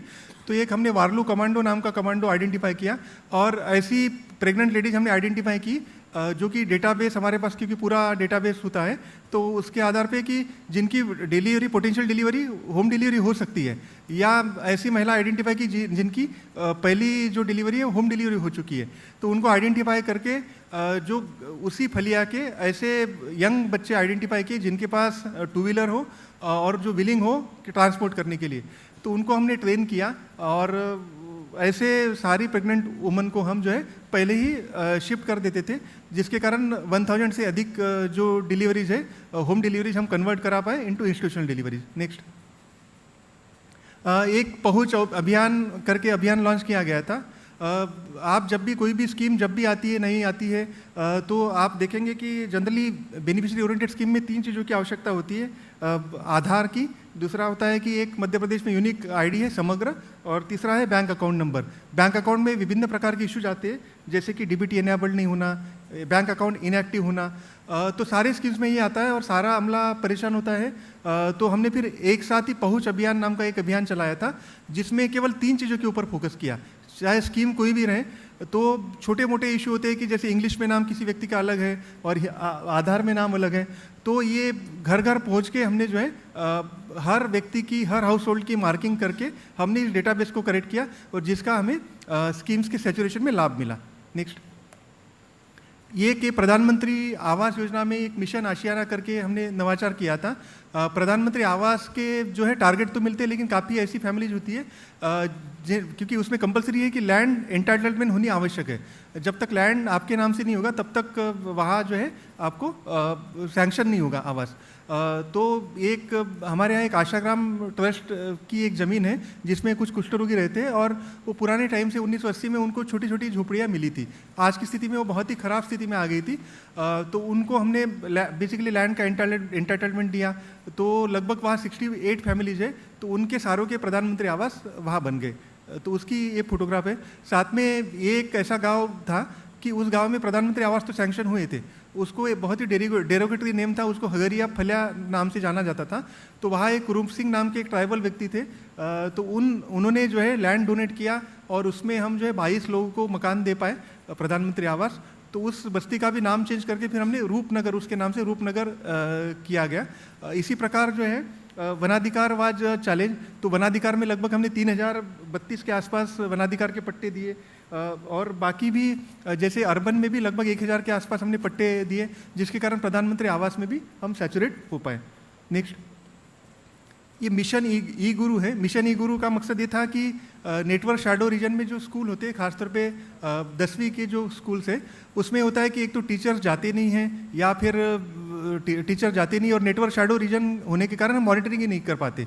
तो बेसिकली इंदौर में जो आकाश और बैजू क्लास चलता था, उनके साथ हमने थोड़ा टाइप किया और उनसे डाउनलोडेबल मटेरियल हमने लिया और वो उन स्कूल्स में बेसिकली दे दिया था। और वहाँ जो स्टूडेंट्स की तरफ से वॉलंटियर है, वो वॉलंटियर्स रखे थे कि सो दैट बिना नेटवर्क के बच्चों की टीचर जाएगा या नहीं जाएगा फिर भी बच्चे पढ़ाई कर सके। नेक्स्ट, ये फ्लाइट्स ऑफ स्पिरिट कॉर्नर नाम से कॉर्नर डेवलप किया था। आप ट्राइबल क्षेत्र में अगर जाएंगे तो ये देखने में मिलता है अमूमन कि जो बेसिकली गर्ल्स हैं, उनके हॉस्टल में या गर्ल्स की उपस्थिति आपको बहुत ज़्यादा प्रमाण में मिलेगी। लेकिन जब भी कोई फेस्टिवल सीजन आता है तो बच्चे जो एकदम से चले जाएंगे और आपको हॉस्टल सारे खाली मिलेंगे, क्योंकि बच्चों को कोई कुछ चीज़ें करने के लिए नहीं होती, वहाँ रिक्रिएशनल नहीं होता। तो इसलिए जो है हमने बेसिकली 3 एरिया आइडेंटिफाई किए थे, physical development, social development and mental development. तो ऐसे कॉर्नर सारे गर्ल्स हॉस्टल में हमने जो है बनाए, जिसमें लगभग 12,000 से अधिक बच्चियाँ पढ़ रही है। तो इसमें जैसे कराओ के सेट्स है, खासतौर पे ट्राइबल्स में अगर आप देखेंगे तो म्यूजिक और इस डांस आदि का बड़ा इंटरेस्ट होता है, तो ये सारे सेट्स दिए, स्पोर्ट्स की किट दी कि सो दैट जो है बच्चे खेल सके।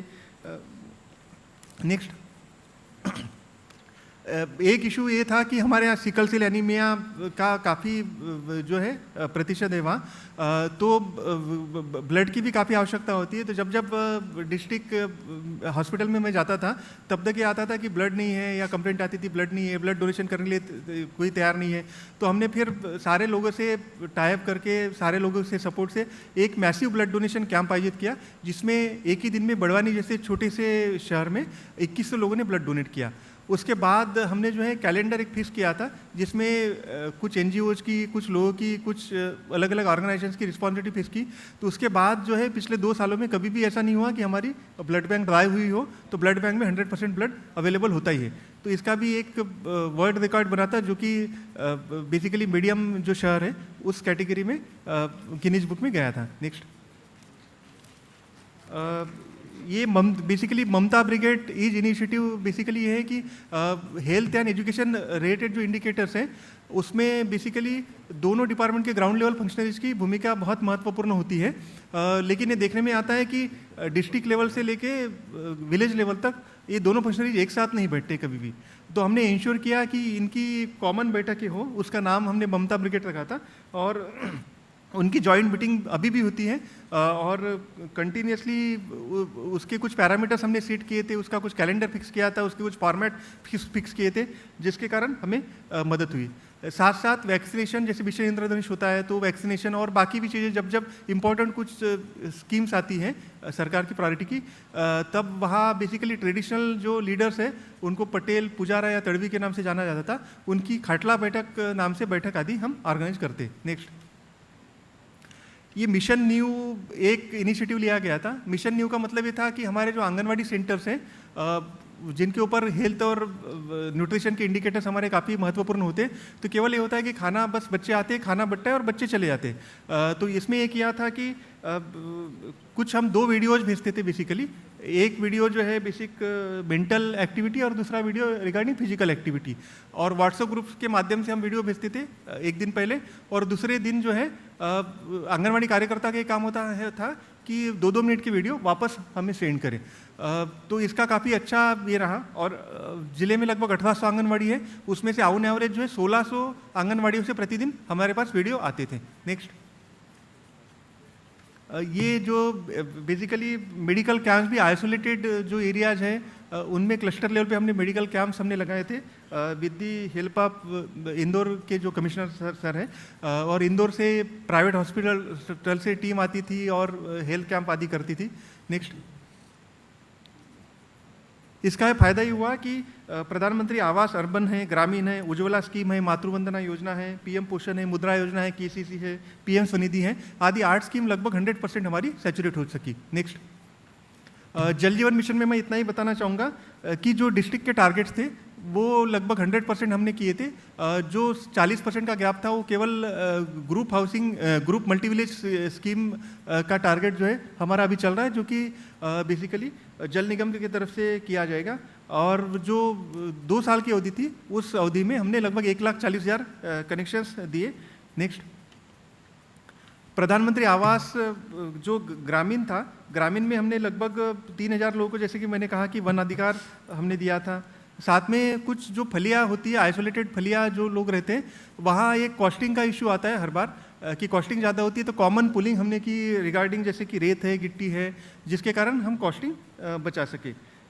और एक माइग्रेशन एक बहुत बड़ी समस्या थी कि माइग्रेशन के कारण जो है लोग पैसा न खर्च कर ले, या फिर दूसरे जो सामाजिक आयोजन है, शादी है या मृत्यु भोज है आदि पे पैसा न खर्च कर ले, इसलिए जो है पटेल पुजारा इनकी भी हमें मदद लेनी पड़ी, जिसका फ़ायदा ये रहा है कि हमारा जो कंप्लीशन रेट है प्रधानमंत्री आवास का वो 96% रहा हमारा। नेक्स्ट, प्रधानमंत्री आवास अर्बन के बारे में मैं ऑलरेडी बता चुका हूँ, खासतौर पे आशाग्राम ट्रस्ट और रूपनगर के बारे में। नेक्स्ट, मिशन इंद्रधनुष जो है, मिशन इंद्रधनुष में हमें ये करना पड़ा कि हाउस टू हाउस सर्वे बहुत ही इंपॉर्टेंट है, और जब तक हाउस टू हाउस सर्वे नहीं होगा और आइसोलेटेड फैमिली आइडेंटिफाई नहीं होगी तो उसकी काफ़ी रिगरस हमने मॉनिटरिंग की। सेशन साइट्स जो है ये भी करना पड़ा कि सेशन साइट्स काफ़ी लोगों के फलियों में घर पे लगाने पड़े।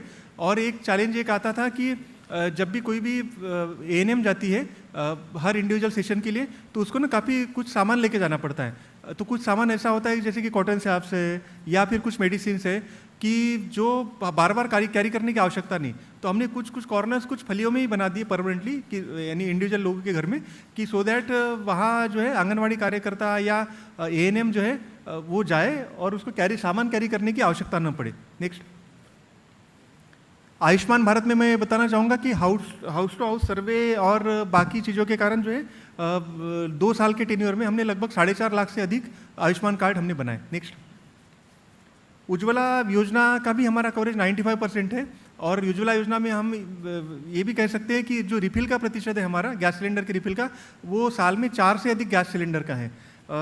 तो ये भी काफ़ी सक्सेसफुल रहा, और कारण ये था कि जो हमारा डिस्ट्रिक्ट जो है एसएचजी में जो है 100% सैचुरेटेड है। तो एसएचजी की जो महिलाएं हैं उसमें से हमने एक दीदी आइडेंटिफाई की थी, उसको हम उज्ज्वला दीदी कहते थे, और उसका एक काम था कि जैसे गैस सिलेंडर की बुकिंग करना है या फिर रिफिलिंग के लिए कोई भी मदद जो भी लगेगी उसके लिए मदद करना है, तो ये उसका काम था। साथ में गैस वितरण एजेंसी जो है आइसोलेटेड जो डिसेंट्रलाइज गैस वितरण एजेंसी जो है सैंक्शन की गई, और उसके रूट्स भी हमने निर्धारित किए। नेक्स्ट, प्रधानमंत्री स्वनिधि योजना में भी हमारा जो है लक्ष्य ऑलमोस्ट कंप्लीट हो गया है, और इसमें भी यही स्ट्रेटेजी थी कि सारे लोगों की मार्किंग, इंडिविजुअल मार्किंग करके उनको बेनिफिट दिया गया। नेक्स्ट, मातृवंदना योजना भी लगभग 3 साल से हमारा 100% टारगेट हमारा कंप्लीट हो चुका है। उसमें जो है पहुंच अभियान जो मैंने कहा था कि घर घर जाके जब तक हम सारे डॉक्यूमेंट्स उनके करेक्ट नहीं करेंगे तब तक नहीं होता है, तो उसका हमें फ़ायदा मिला। नेक्स्ट, विश्वकर्मा योजना नई स्कीम आई थी, उसमें लगभग 32,000 आवेदन प्राप्त हुए थे, उसका भी 100% हमारा सत्यापन हो चुका है। और इसमें जो है क्योंकि वाद विवाद होते हैं जनरली, और सरपंच जो होता है वो सरपंच का सत्यापन करने का दायित्व होता है बेसिकली, और उसमें वाद विवाद होता है कि ट्रेडिशनल बेसिकली काम करने वाले कौन लोग हैं, तो इसमें हमने पटेल, पुजारा और तड़वी आदि की हमने मदद ली, जिसके कारण वाद विवाद आदि नहीं हुए। नेक्स्ट, मुद्रा योजना में भी जो है हमारा टारगेट 100% हुआ था, लगभग 55,000 लोगों को हमने इसका लाभ दिया था। और ख़ासतौर पे जो सामाजिक सुरक्षा योजनाएं जैसे जीवन ज्योति बीमा योजना है, प्रधानमंत्री सुरक्षा बीमा योजना है, इसका भी हमने कंपलसरी लिंकेज कराया। और इन सारी योजना का मैंने जो देखा है कि हम लिंकेज तो करा देते हैं, लेकिन जो क्लेम का सेटलमेंट होता है वो नहीं होता। तो हम जो है अब ये जो इनके क्लेम सेटल करना है तो उसकी भी जो डीएलसीसी मीटिंग है या बीएलसीसी मीटिंग है उस पर मॉनिटरिंग करते थे कि कितने लोगों ने क्लेम्स के लिए आवेदन दिया और कितने क्लेम सेटल हुए, और बैंक्स के ऊपर कंटिन्यूस मॉनिटरिंग करके लाभ देते थे, जिसका भी काफ़ी फायदा हुआ। साथ में जो आजीविका मिशन की दीदियाँ थी उनको भी इसका मुद्रा योजना का लाभ दिया गया। नेक्स्ट, प्रधानमंत्री पोषण अभियान में जो है, प्लीज कंक्लूड है क्विकली। Yes sir. जैसे कि मैं बता चुका हूँ कि नीति आयोग से राशि मिली, उसका भी लाभ हुआ। एक एडाप्टिन आंगनवाड़ी प्रोग्राम चला था, उसका भी लाभ हुआ। नेक्स्ट, किसान क्रेडिट कार्ड स्कीम में भी पशुपालन और मत्स्य पालन के हमारे 100% जो है सैचुरेशन हो चुका है। और जो बेसिकली एग्रीकल्चर सेक्टर में जो है उसमें भी लगभग 80% किसानों को हम केसीसी का लाभ दिया। इनफैक्ट पशुपालन में आपको बताना चाहूँगा कि एक व्यक्ति तो ऐसा निकला कि जिसने 1 करोड़ से अधिक अमाउंट का लाभ लिया, और उसको देखा देखी जो है 8 लोग और उसमें आए। Next, thank you. Thank you, Rahul. Now we have come to close the session. So now I'll hand over this to the next year.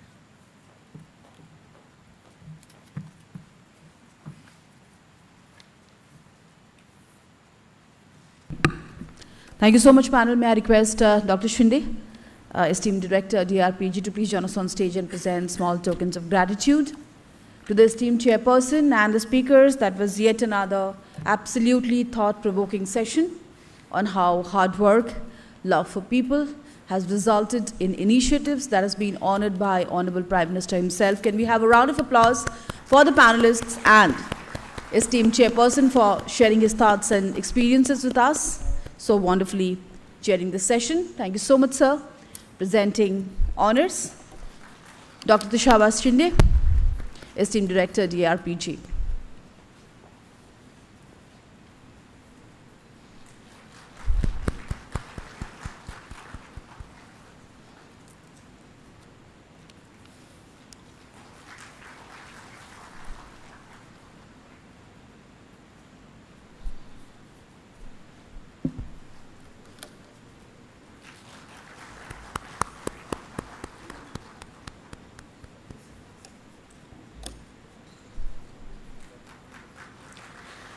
These small tokens of love from the host team will remind the dignitaries of this day and our love for them and how much their presence means to us at this 2-day National Conference on Good Governance Practices. Thank you so much, speakers, and special thanks to esteemed chairperson.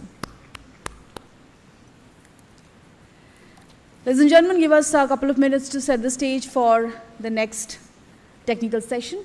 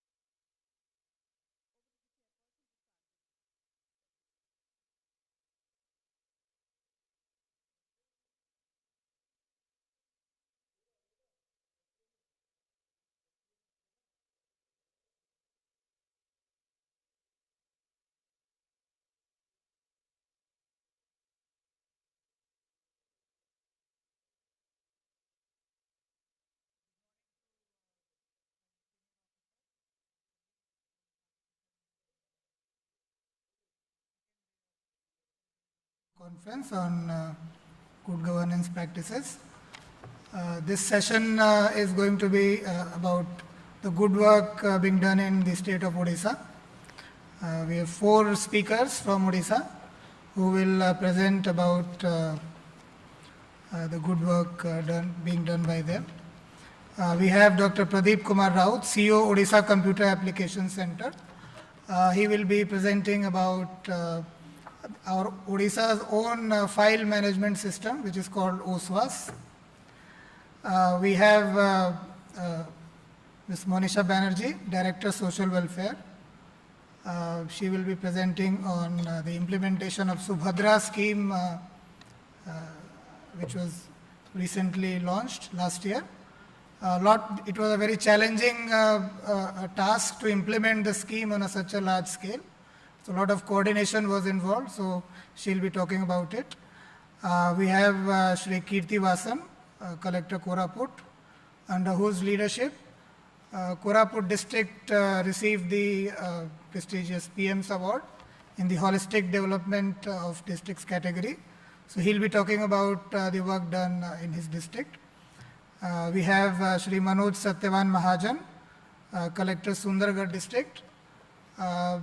Sundargarh has done a lot of good work in solid waste management, plastic waste management.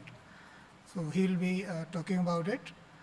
So without taking much time, I'll request all speakers to complete within 15 to 20 minutes. We have a tight schedule. So first I'll request Dr. Raut to make his presentation.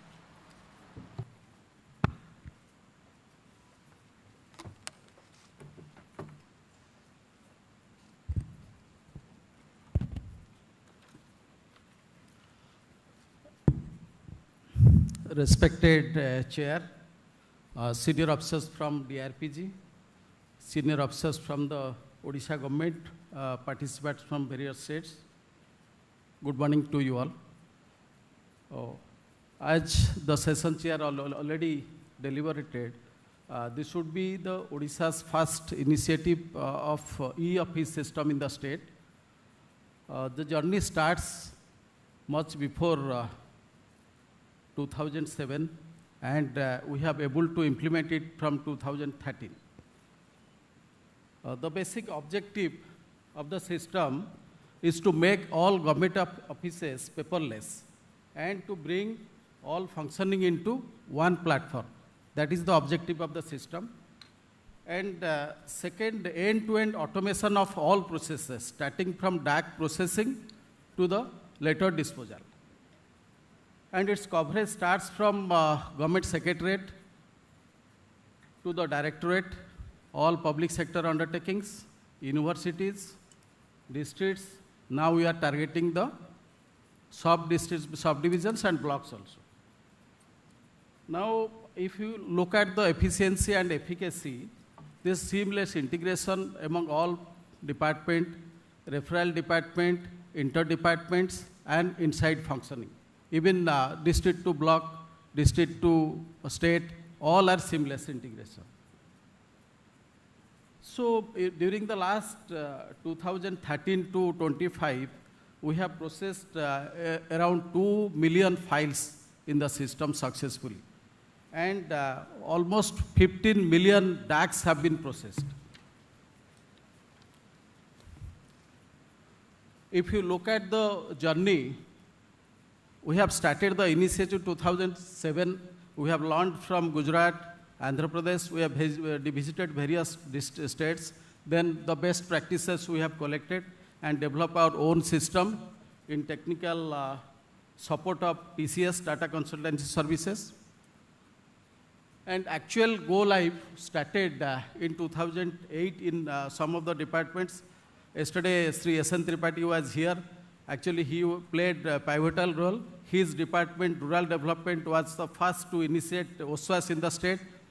And from RD, actually, other departments started following, like IT and others started following from RD department. Then during 2013, all offices of the state secretariat were automated. All 40 departments, 5,000 users were there. This was the OSWAS 1.0. Then we have migrated to OSWAS 2.0 in 2017, and their users, now we are on OSWAS 2.0 platform. We are having 1,100 offices covered, and around 25,000 users are there. So here, actually this, from the OSWAS 2.1.0, it was on Oracle database. Then we have now moved to open source database model, where we are using MySQL system, and which is database agnostic and web responsive also. We have introduced Aadhaar-based digital signature system. SMS and emails have been integrated to the system. Then we have local language compatibility. We have integrated with Vassini empaneled Ribery system, where we have the speech-to-text language translation, so that one user can easily convert from Odia to English and English to Odia. And looking at the implementation, Honorable High Court has also desired that all the High Courts, High Court and District Courts, even lower courts, to be under similar platforms. So OSWAS have been implemented in High Courts and other judicial courts also. Then in the phase 2, we have migrated to, we have gone ahead with district levels. So now all the police districts, police establishment, High Court and Collectorate have been integrated to OSWAS. Now, as per our instruction, means government decision, Chief Secretary is very keen that in order to deliver all government services in a time-bound manner, OSWAS is very much important. So OSWAS has to be implemented up to GP and RI office level. That is the challenge before us now. So now in 4 districts, we have already implemented OSWAS up to block level. Now from by 15th August, our target is we will complete 23 districts in the state up to block level. Then by end of this year, we will go to GP and RI office level. As you all know, Revenue Inspector Office and GP Office are cutting level offices. Actually, most of the public service are being delivered at those levels. So our government is very keen to go up to that level. Though we are facing some challenges like connectivity, but still we are trying to face the challenge and do the implementation and go up to GP level by this year end. Next slide, please. So if you look at the key features is Odia language implementation. Our government is very keen actually to move all files in Odia language. So now we need to support local language for all the users. So very frequently they are using text-to-speech in most of the offices now in the state. So now third-party integration system means it is integrated with e-dispatch. So every letter after signed by the system is linked to e-dispatch or automatically dispatched to different systems. It is also integrated with Office 365, where we have MS Team, and in a cloud-based approach, all updated versions of MS Office is available to all the users. So no individual user is required to go for any updated version or to procure any Microsoft Office. So now we have the features of MIS and dashboard. If time permits, in the close of the session, I will request my technical support unit to make a presentation, live presentation of the OSWAS application to the House also. And if you look at the security and remote access, we have the VPN system for outside users. Most of the users are inside, means either they are in Secretariat LAN or under OSWAS or MPLS system. If anybody accessing outside, they has to come through VPN for security compliance. Next, please. So these are the users. As of now, 1138 offices have been covered, and 25,000 plus users are there. Like you see, already in 4 districts, 70 blocks tahsils have been covered. District offices, 155 offices. PSU and other local bodies, around 2626. Police establishment, most of the police establishments are covered under OSWAS. And universities, you know, all 16 public universities are covered. Along with that, all the regional directors have been covered under OSWAS also. Next, please. So this is our graph. And by end of this year, we are hoping that we will be reaching to 10,000 offices of the state with more than 50,000 users. Next, please. So access and connectivity, if you look at all the users inside Secretariat are under SECLAN. We have extended Secretariat LAN also to all state level offices. They are accessing from Secretariat data center, and all other offices in the states are mostly under OSWAN platform, and outside, when somebody is going outside state or outside country, they can access the system using VPN on a 24/7 basis. Next. So these are the impacts. If you look at reduction in the file cycle time, it is almost 70% there is a reduction, and papers, a lot have been saved. A reduction of manual register entries, because centralized, when you are naming any files or any numbers you use, it is automatic and very fast, access is very fast, and it had the system of online MS Team meetings, and through e-sign and e-sign you can sign the proceedings and letters. These are the advantages. Most important advantages is you can access this 24/7 and anytime, anywhere basis. We have seen the result in during the COVID time, where everybody accessed the system and done all the office work remotely, sitting at home. Next, please. So this is the roadmap. I have already. It is all offices up to GP level to be covered under one platform, that is OSWAS, by end of this year. Expected users should be 60,000, all will be on single platform. And our draft creation, summarization, speech to text, NMT, and RPA use would be there. So GNAI implementation we have already started. We hope that by end of this year we will be able to create this system using AI. Then RPA, automation for intelligence. You see nowadays a lot of files are, letters are coming even after they are lying at DAC level. So CS has reviewed frequently. They want that all the files which are not attended, all the DACs, important DACs which are not attended by the officers or the staff, immediately its auto file should be created and it should move to the next higher level. Suppose ASO is not creating the file, it should go directly to the SO level, so that citizens should not suffer. That is DAC2 file creation and auto escalation. This has already started, and now government has taken decision, if somebody is not attending a file for more than 7 days, it will be auto escalated to the next higher level. And this will be monitored, and this will be linked to their PAR also in future. So somebody is deliberately keeping the files and disposing not in time, it will be reflected in their performance appraisal also. Next. I think this is all about for OSWAS, and thank you for giving me time for presentation. We'll show demo. We can show a demo if you like. No. Sir? Demo? You want to demo, show? Sir, after the session, we will make the demo. Now they will be keeping it ready, Sure, sir. sure. Thank you. Thank you, Dr. Raut, for the engaging presentation. OSWAS platform is a very user-friendly platform, so much so that now we have started disposing files on our mobile phones. We don't even need laptops for that. So thank you, Dr. Raut.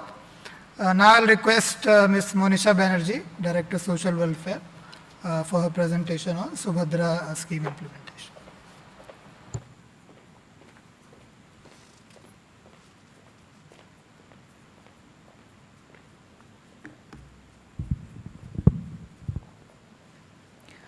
Respected seniors, esteemed guests, friends and colleagues, good morning to all of you, and thank you for this opportunity to present before you our flagship scheme, Subhadra. Next slide, please. The scheme was formally launched on 17th of September 2024 in a grand function by our Honorable Prime Minister. On the very day of launch, more than 25 lakh women have received 1,250 crores directly into their bank accounts.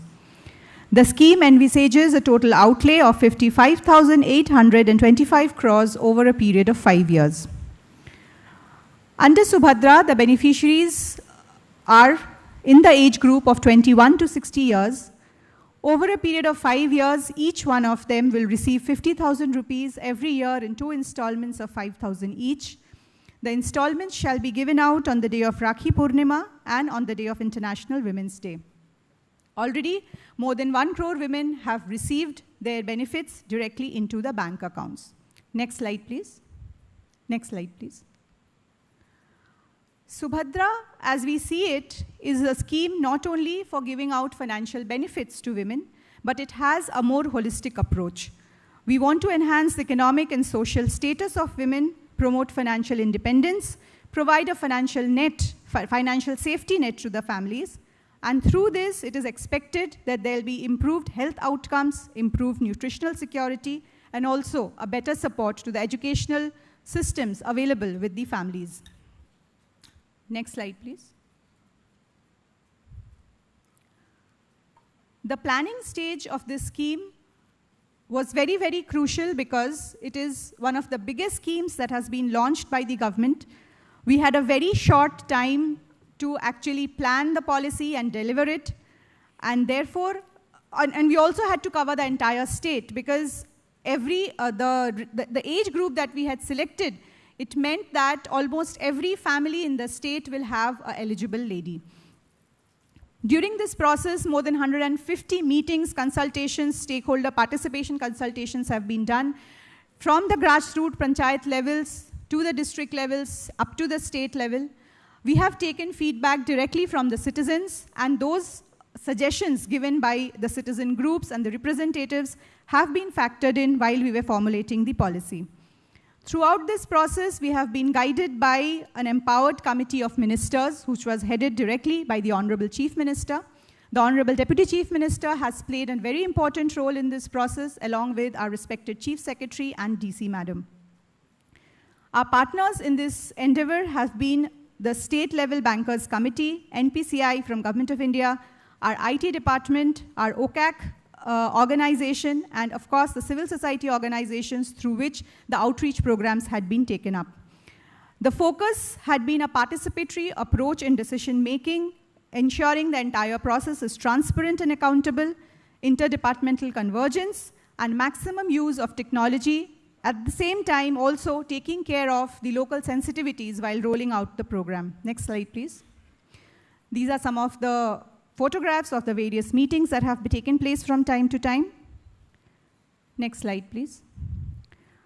Coming to the implementation part, it had several stages to it, from distribution of forms to collection, digitization, and then selecting the beneficiaries out of the applicants. The distribution of form was a physical one where more than 1 lakh Anganwadi workers and helpers have distributed the forms free of cost directly at the doorstep of the beneficiaries. The forms were collected and digitized at our common service centers and Mo Seva Kendras. More than 31,000 common service centers and more than 9,000 Mo Seva Kendras were involved in this. The forms, as soon as they were received at these centers, were immediately digitized. And for this purpose, an integrated portal with the help of our OCAC unit of Government of Odisha was developed, which is called the Subhadra portal. Every beneficiary had to undergo eKYC using a biometric system or a facial recognition. And the portal had access to existing government databases in Aadhaar, in income tax, in our own portals of Krushak Odisha, in our food safety portals, and the Vahan portals.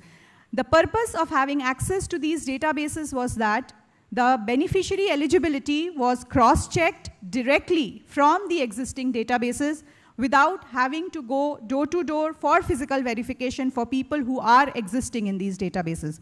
This has helped us in very quickly identifying a large number of beneficiaries in a very transparent and accountable manner. Next, please. Once the beneficiaries were identified, the payment has gone directly into their bank accounts using the APBS system and the CBDC systems introduced by RBI. The CBDC system was used in Odisha for the first time through this scheme. There were also applicants who were not present in the existing government databases, and for them, field-level inquiries were designed. For this purpose, mobile-based application linked to the portal was designed and it was implemented. And through these mobile-based applications, every application that is verified in the field is tracked. The process is mapped, and it is done in a very transparent manner. Even the beneficiaries can log in into the portal, and they can see the status of their application up to the time the benefit is actually credited to their account. Next, please. The success, the efficiency, and the timely disbursal of the benefits under this scheme depend totally on the technology infrastructure that has been created for it. Here are some of the photos of the application forms, the mobile interface, and the portal that we have. In addition to this, we have a call center which is called Kuho Subhadra. This is manned by our call center operators, and any beneficiary or any common citizen can reach out to the Kuho Subhadra portal, the Kuho Subhadra helpline, and ask about any benefits or any queries that they have. In addition to this, there are help desks in every CDPO office where 2 personnels man these help desks, and they are accessible to any person having any query or any doubt regarding their benefit. Next, please. The success of any scheme depends on a robust IEC strategy that is adopted to disseminate information. For this scheme also, a whole-of-government approach and a 360-degree model for IEC was adopted. To begin with, a toll-free helpline number 14678 was launched. It was manned and managed by OCAC. During the initial phases, we have received almost 80,000 calls every day, and those calls have been answered and the queries have been settled by the team who were working in the call center. Subsequently, Kuho Subhadra, like I have already mentioned, it was launched, and even Kuho Subhadra has handled almost 7,500 calls on a daily basis during the initial phases of the scheme. We have done massive capacity building and sensitization of our Anganwadi workers, the common service center operators, as well as the Mo Seva Kendra operators, because they were the first interface where the beneficiaries were interacting and the beneficiaries were coming in touch with the scheme. The 360-degree campaign involved a tagline which is called Ghare Ghare Subhadra, which translates into Subhadra in every house. It was a very apt tagline because every house does have a Subhadra. Whether they receive the benefit or not, every lady in Odisha is empowered. We want to see them empowered, and we treat them as the goddess. Subhadra Sachetanata Rath was flagged off by the Honorable CM. It has moved in every Gram Panchayat and has helped us in disseminate information about the scheme. Hoardings, radios, TV spots, social media, newspapers, bus queue shelters, and even buses were used for IEC campaigns. We have had Padyatras, we have done Pathaprantha Sabhas and awareness drives by our women self-help groups and the Anganwadi Didis. The day we reached 1 crore, we crossed 1 crore, a Dvipa Prajalana was done by the beneficiaries, where all our beneficiaries have lit a diya in their respective homes or in their community spaces, and it was a beautiful program. We have ensured that nobody is left out. We have ensured that every village is receiving the applications and is also submitting the applications. The tribal areas, the remote areas, the LWE affected areas, everyone has been covered. We go, looking at the figures, we see around 41% of the beneficiaries belong to the SC and ST communities, and around 2% are differently abled. Special arrangements were also made for areas having limited digital connectivities. Next, please. These are some of the photographs of the IEC activities that we had undertaken. You can see the Rathos, the Padyatras being done, and also one picture of the Deepa Prajalana that I just talked about. Next, please. Subhadra, when it was launched, there was an apprehension, there was some feedback from some quarters that this money in the hands of women directly is going to result mainly in consumerism. They'll end up buying lipsticks and powders and nail polishes maybe. But when we went to the beneficiaries, we took a feedback. We have seen the scheme transforming lives. And we have seen these stories from across the state. We have our tribal sisters who have bought goats. We have our sisters in the coastal areas who have improved their business. Many, many ladies have invested the money in expanding whatever little business they were doing. Many have invested it in starting something new that they had always dreamt of. Many of them have used this money to support the education, the tuition fees, the books of their children. Next, please. Going forward, we are also going to undertake impact assessment of the scheme through 2 ways. One is called Subhadra Samikhya, which is a collaboration between the WCD department, the IIM Sambalpur, and Higher Education Department, where the trained volunteers from Higher Education Department will be interviewing around 22,000 beneficiaries across the state. This has already been rolled out as a pilot in 2 districts, Kendrapada and Bhadrak. They will be taking a feedback from the beneficiaries directly as to how this has impacted their lives and how they plan to use the money.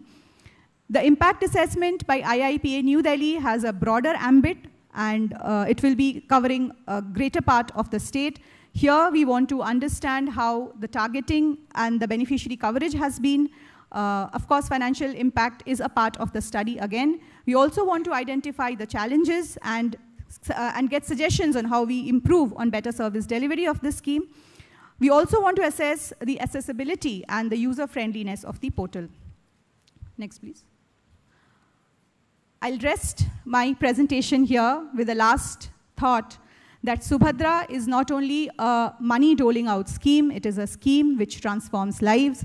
And going forward, we want to train, upskill, and empower our women further so that they can be financially independent, economically empowered, and play a very, very vital role in the future of their families and the future of the state. Thank you.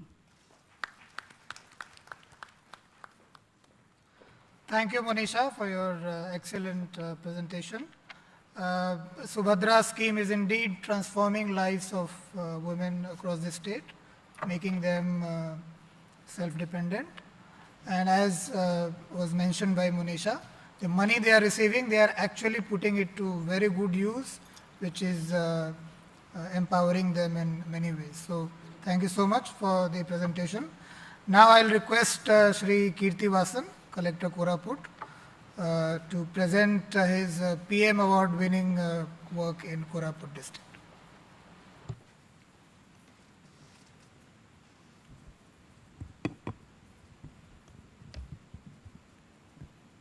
Respected Chair, senior officials from Government of India and Government of Odisha, colleagues from across the country, and esteemed panel members and media friends, a very good afternoon to one and all present here.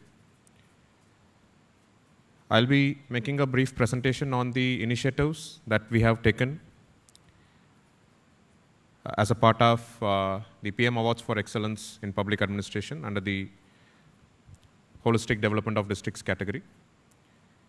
In addition to that, I will also be briefly talking about various initiatives and best practices of Koraput district. The title slide that you see here, we call it the bamboo ride.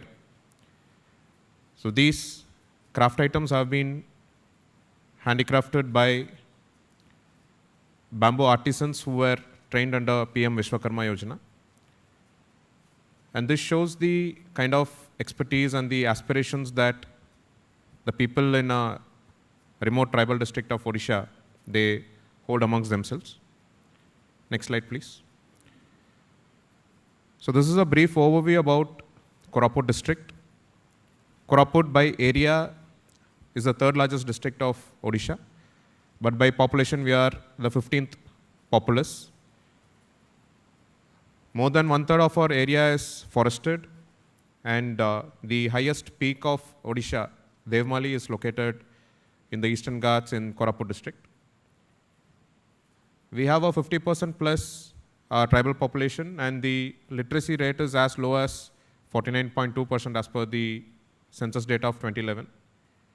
And more than 80% of the population reside in the rural areas. So we have a huge dependency on agriculture and other rural-based livelihoods. Koraput also has a decent mining deposit of bauxite and limestone, and Nalco, they have their biggest alumina refinery in Koraput. And Koraput is a part of the Aspirational Districts program, and 2 of our blocks are part of the Aspirational Blocks program. And the district also holds the unique distinction of being recognized as a globally important agricultural heritage system, one among the 3 in the entire country. Next slide, please. So I'll be talking about 3 of the 11 flagship schemes of Government of India, under which Koraput district has achieved near saturation, and the best practices in these schemes. The first one being Mission Indradhanush. Next slide. So under Mission Indradhanush, Koraput has achieved a near saturation through a variety of initiatives. We started something called vaccination invitation cards, which were given to the parents to explain them about the date and time and the venue by when their child is to be vaccinated. And the community staffs were provided with Pico projectors, which is a handheld small projection device which was used to explain the ill effects of not getting vaccinated. And in the tribal areas, earlier we used to find a huge reluctance to get vaccinated because there was huge dependency on the local tribal traditional healers. So we took them into confidence, we made them a part of the campaign, and they were termed as Indradhanush champions.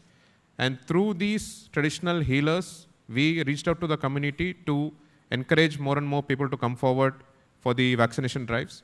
And we also used local folk songs in the local Desiya dialect to disseminate and sensitize the beneficiaries towards the benefits of vaccination. Next. And once we achieved a significant progress of saturating beneficiaries, we observed a few children were still left out, either because of the geographical remoteness to reach their habitations, or a few families were seen to have migrated outside and we could not vaccinate them. So for those with geographical remoteness, we sent our medical teams through boats and other mechanisms to reach out to them at their doorstep, and vaccination was conducted at the doorstep. And for those beneficiaries who had migrated out of the district, a dedicated call center was opened to call and follow up with them, and they were motivated to get their children vaccinated in the nearest health facility wherever they were located. So coming to the next scheme, which is PMAY Gramin. Next slide, please. Next slide, yeah. So we initiated a local initiative called Mo Adarsh Garo, which is my model house, under which convergence of all the available schemes were ensured. Like IHHL under SBM is definitely given, and electricity connection under Saubhagya Yojana. We also ensured that all the beneficiaries get pension ration cards, 95 days percentage under Narega, LPG connection under Ujjwala, land patta for landless under a state government scheme called Vasundhara Yojana, and piped water supply under Jal Jeevan Mission. So we gave all the beneficiaries a Mo Adarsh Ghar Khata, which is a booklet which explains about all the benefits that a RH beneficiary is eligible to avail. So he knows how big a house he is supposed to construct, what is the amount that he is going to get, the number of percentage and what amount he would get out of Narega, and all other schemes which he could avail as a part of this scheme. So once we started giving out these booklets to everyone were aware of the benefits that they can avail, and a lot of mobilization was seen in the field, and we could saturate a good number of houses under PMAY Gramin. Next. So I would be talking about Rural Industrial Park Initiative towards the later portion of my presentation. So fly ash bricks are manufactured by SHG groups in Koraput. We get fly ash for free from NALCO, and we've invested in the Rural Industrial Park where the bricks are manufactured. And these bricks are utilized for construction of houses because Koraput, because of its geography, we face difficulty in getting the raw materials for construction of any civil infrastructure. And sand banks were also established in coordination with the Tahsildars and BDOs, where the beneficiaries could purchase sand at a very minimal cost. And for construction of IHHL, precast cement slabs were utilized. Next. And we also had a dearth of masons for constructing houses. So we identified clusters where we were undertaking training of PM Vishwakarma for masonry. So those masons were tied up with PMAY beneficiaries, and a cluster housing approach was also adopted. And for landless beneficiaries, land patta was given under state government scheme called Vasundhara Yojana. And Vasundhara colonies were prepared where the peripheral infrastructure was given out of DMF, CSR and other locally available funds. Next, please. So the third scheme that I would be talking about is Sakhyam Anganwadi and Poshan 2.0. Next. So again, from one of our rural industrial park, we supply millet-based snacks items and millet products to the Anganwadi beneficiaries, to the children in the Anganwadis.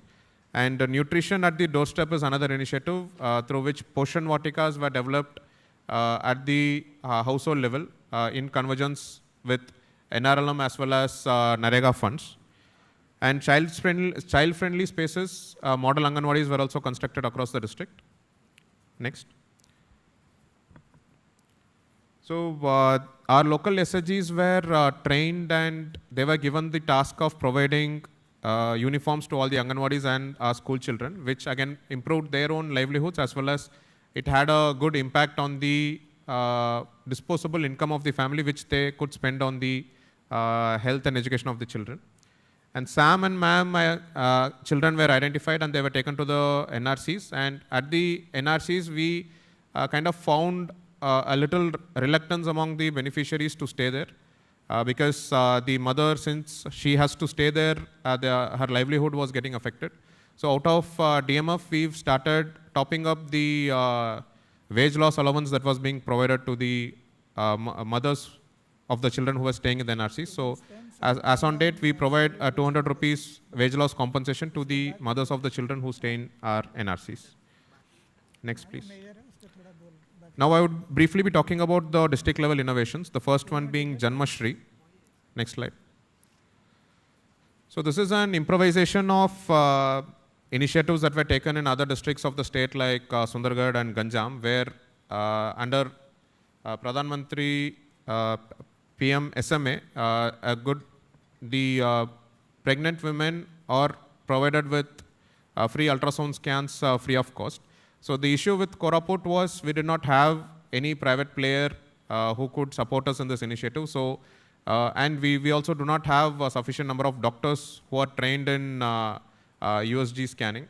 So we identified locations, especially all our CHCs were designated as scan centers, and out of CSR and DMF funds, we have procured USG machines for all these CHCs. And with the limited availability of doctors, we have tagged available doctors with all the CHCs, and as on date, we have started weekly one session at all the CHCs where the pregnant women would be mobilized for a free scan. And this scan initiative will be provided to them one per trimester, and as per the requirement and recommendation of the doctors, the scan numbers can also go up. So the current MMR of Koraput as on 24-25 was 125, which is quite high, but a bit lower than the state average. And the major reasons for MMR was found to be anemia and IUDs, which arose because of poor nutritional conditions. Next slide. So this mobile app that we have designed would provide a end-to-end maternal and antenatal health tracking mechanism. And the app would closely monitor all pregnancies that would be designated as high risk. And high-risk pregnancies, we categorize them into two types. One, because of their geographical remoteness, whichever pregnant women would be located in a hard-to-reach area, she would also be categorized as high-risk, and all protocol for high-risk pregnancies would be ensured for such women, as well as the high-risk pregnancies that arise out of medical conditions. And Koraput also being endemic for sickle cell anemia, a special strategy for sickle cell patients is also being thought of, and additional nutrition support is being provided under this initiative. And women with anemia and other low health parameters, they would also be mobilized for a inpatient treatment of around 10 to 15 days to improve their health conditions based on the doctor's recommendation. Next, please. And the app also automatically integrates the high-risk pregnant cases with our Ma Gruhas, which are our maternity waiting homes. 15 to 20 days prior to the expected date of delivery, the high-risk pregnant women would be mobilized to all these Ma Gruho, and the system would automatically inform us when a pregnant woman is to be mobilized, and it would also ensure that the woman is mobilized, and the system has mechanisms in place to notify the district administration if any any high-risk pregnant case has not been mobilized as on date. And even here, we are providing a wage loss compensation of 100 rupees per day for the time period during which the pregnant woman will be mobilized to a Magruha. Next, please. So these are the rough projections for this year. This is a very recent initiative. It is hardly, we are 3 months into the initiative, and this is the number of around 1 lakh scans are expected to be conducted during this ongoing year. And we have ensured sufficient infrastructure in all the government facilities available in the district. Next, please. So these are other initiatives that, that has helped improve farm-based livelihood, strawberry and other high-value crops. Next. So strawberry, which was piloted during my predecessor's tenure, it was taken up and we saw a rapid expansion, and we have reached up to 50 hectares this year. And it gives a very good return of around 6.5 lakh per hectare, though it is a very technical crop, but farmers are highly interested in taking it up. And it has, we have also seen a good impact on reduction in distress migration during the lean season in particular. Otherwise, we are very highly dependent on paddy as a major crop. During the lean season, strawberry comes in as a savior to provide enhanced farm-based livelihoods. Next, please. So the other crops that we have taken up in collaboration with ICAR is mentha and chamomile, which are again very particular, very technical crops which require particular knowledge. So through the support of these technical organizations, we are able to provide a good support to our tribal farmers. And we've also seen a success in these initiatives, and we are going for huge scale replication of these crops. Next, please. Next. So Koraput coffee has been doing the rounds of late, and Koraput being located very close to the Araku Valley, we have a geographical advantage of growing coffee, and we've, though we are late to the race, but we have a good coverage of coffee under our coffee mission. And we have a Koraput Coffee Development Trust being chaired by the collector in the district, and every year we do a plantation of 4,000 to 5,000 hectares of shade and 1,000 hectares of coffee. Coffee being a long gestation crop, it requires at least 5 to 6 years of time for the fruits to come. So what we do is the tribal farmers, they, because of their smaller land holdings, they are not very much particular or interested in taking up coffee in their private farms. So the district administration from 2017-18, they had started this concept called tree patta, under which the barren government lands are planted with coffee, and we provide the tree pattas to the local tribal farmers to the scale of 1 to 2 hectares, depending on the number of families residing there. So they have the rights over the trees, not on the land, but the rights over the trees are heritable, and they can pluck the fruits and supply it to our procurement mechanism. We also have a state agency called Tribal Development Corporation, TDCOL, who procure coffee from these farmers, and we have a network of Koraput Coffee Cafe network for which the coffee is being procured and supplied. Next, please. So the current coverage is around 7,000 to 8,000 hectares under shade and around 5,000 hectares of coffee, which is being rapidly improved. The state government, after the success of this initiative in Koraput, they've come up with an initiative called Coffee Plantation for Sustainable Livelihoods, which is a statewide scheme right now, and the coffee initiative is being replicated in the other districts of the state as well. Next slide. So this was an initiative that we took up recently because we found an issue of not having proper records or continuity in the plantation process, because we'll have to plant the shade, which is generally silver oak. We plant silver oak across a patch of land. So we leave it under maintenance for 3 years. Once the silver oak has grown, we will go for plantation of coffee. So we did not have a digital database where we could find where our plantations are. So in order to do away with that challenge, we've introduced an app called Coffee Mapper app, which was launched by Honorable Chief Minister in December 2024. So here the plantation areas are geotagged, geofenced, and the KML maps are generated. And we also have the feature of recording photographs of all the corner points so that we know what is the status of growth of trees. And during periodical maintenance also, the photographs are collected. And the system using AI language, it assesses the quality of the growth, and it provides us with information regarding any measures that is to be taken for improving the plantations. Next. So talking about rural industrial parks, there is a small video that I would like to play. I would request the technical team to play video number 1, please.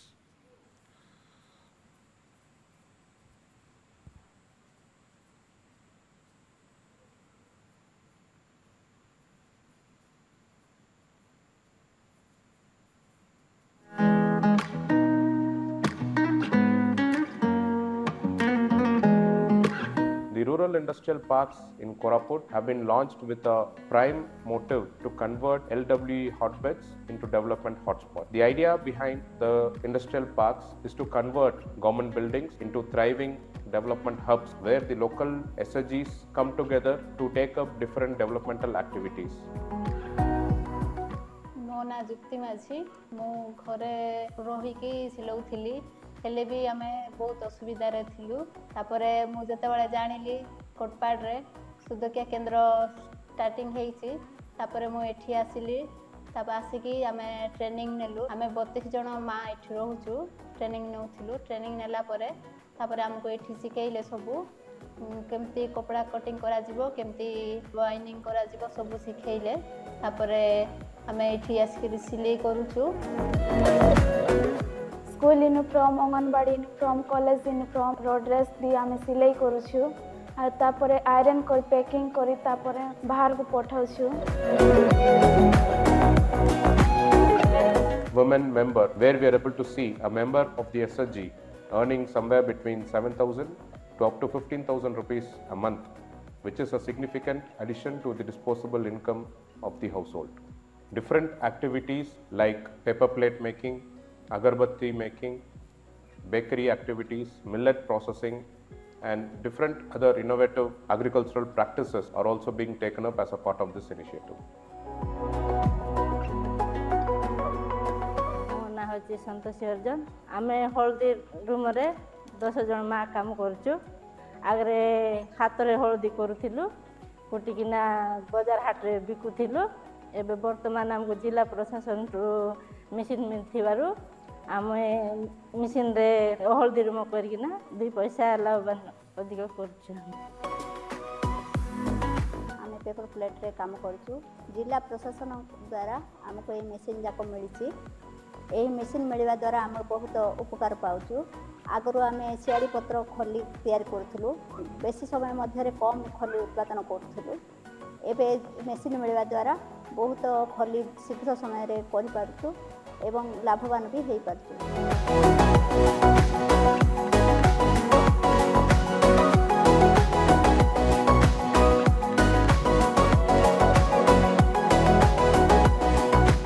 Machine ବସିଲାରୁ SHG ମା ମାନ କଥା ହେଇକି ଆମେ millet machine ଆଇଲାରୁ ସେଠି କାମ ଆମ ପାଇଁ ହେଲା କାମ କରିବାକୁ ଆଇଲିନି ମାଣ୍ଡିଆ ଧୁଆ ହେଲାଣି ମାଣ୍ଡିଆ ଧୋଇଲା ପରେ ଡ୍ରମ୍ରେ ଗୋଟେ ଦିନ ରଖା ହେଲାନି ତାପରେ ବାସ୍ତାରେ ପକା ହେଇକରି ଗୋଟେ ଦିନ ରହିଲେ ଗଜା ହେଲାଣି ଗଜା ହେଲା ପରେ ବାହାର କରି ଆମେ ଜରିରେ ଶୁକାଇଲୁନି ଖରାରେ ଶୁକାଇଲା ପରେ ଭଜା ହେଲାନି ଭଜା ହେଲା ପରେ ରୋଷ୍ଟିଂ ପରେ ପଲସିଂ ହେଲାନି ପଲସିଂ ପରେ ତାକୁ ରାବା ଗୁଣ୍ଡ ହେଲାଣି ଗୁଣ୍ଡ ହେଲା ପରେ ଆମେ ଆଣିକରି ଉପମା ଖିଚଡ଼ି ତାକୁ ଆମେ ବନାଇକି ରଖୁଛୁ ସୁଇଟ୍ ମିଲ୍ ଗୁଣ୍ଡ ବି ସେଠି ଆକା ବାହାରୁଛି ରାବାରେ ହେଲା ପରେ ସେଠି ରଖା ହେଉଛି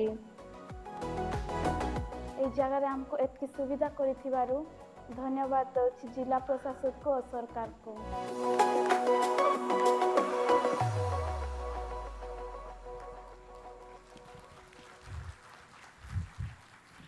Thank you so much. This particular initiative was one of the finalists in the previous year's PM Awards for Excellence under the District Innovation category. The idea here was to convert unused government buildings, especially in Koraput, being an erstwhile LW district, we had good number of CAPF COBs, which were vacated by the CAPFs. So these spaces were very well maintained. So once they vacated, they were located right at the heart of every village. So these spaces were converted into such small industrial parks. And we have also taken help of central government organizations like ICRISAT, who have helped us in setting up the millet processing unit, and other central government organizations who helped us in creating these trendy packaging solutions, etc. So this initiative has helped improve the household income by at least 7,000 to 10,000 rupees a month, depending on the products that they sell. And these products, they go through a series of quality control measures, and they're also being marketed in Bhubaneswar in our Mission Shakti Bazaar and in other places like our airports and bus stands. Next slide, please. So this is the millet processing unit that we saw in the video. Next slide. So these are the array of activities that happens in the industrial parks, starting from turmeric processing, poultry units, sericulture. We have a small shopping mall across various blocks in the district, apparel manufacturing and fly ash bricks. Next.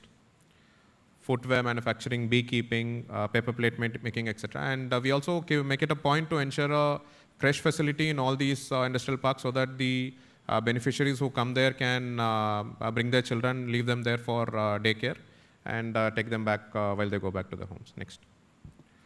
So these are the other upcoming initiatives that we have taken at the district level. One is Gyandeep, which focuses on improving the class 10 and class 12 performance of children, because Koraput district has not been faring very well in the performance of class 10 and 12. So here we've formulated a strategy of conducting baseline assessments and periodical assessments, and depending on the absorption level of the children, we categorize them into fast and emerging learners, and different strategies are being formulated to improve their academic performance. And Drishti is an overarching scheme which most of you would be finding that interesting. So there is a small video that I would request the team to play.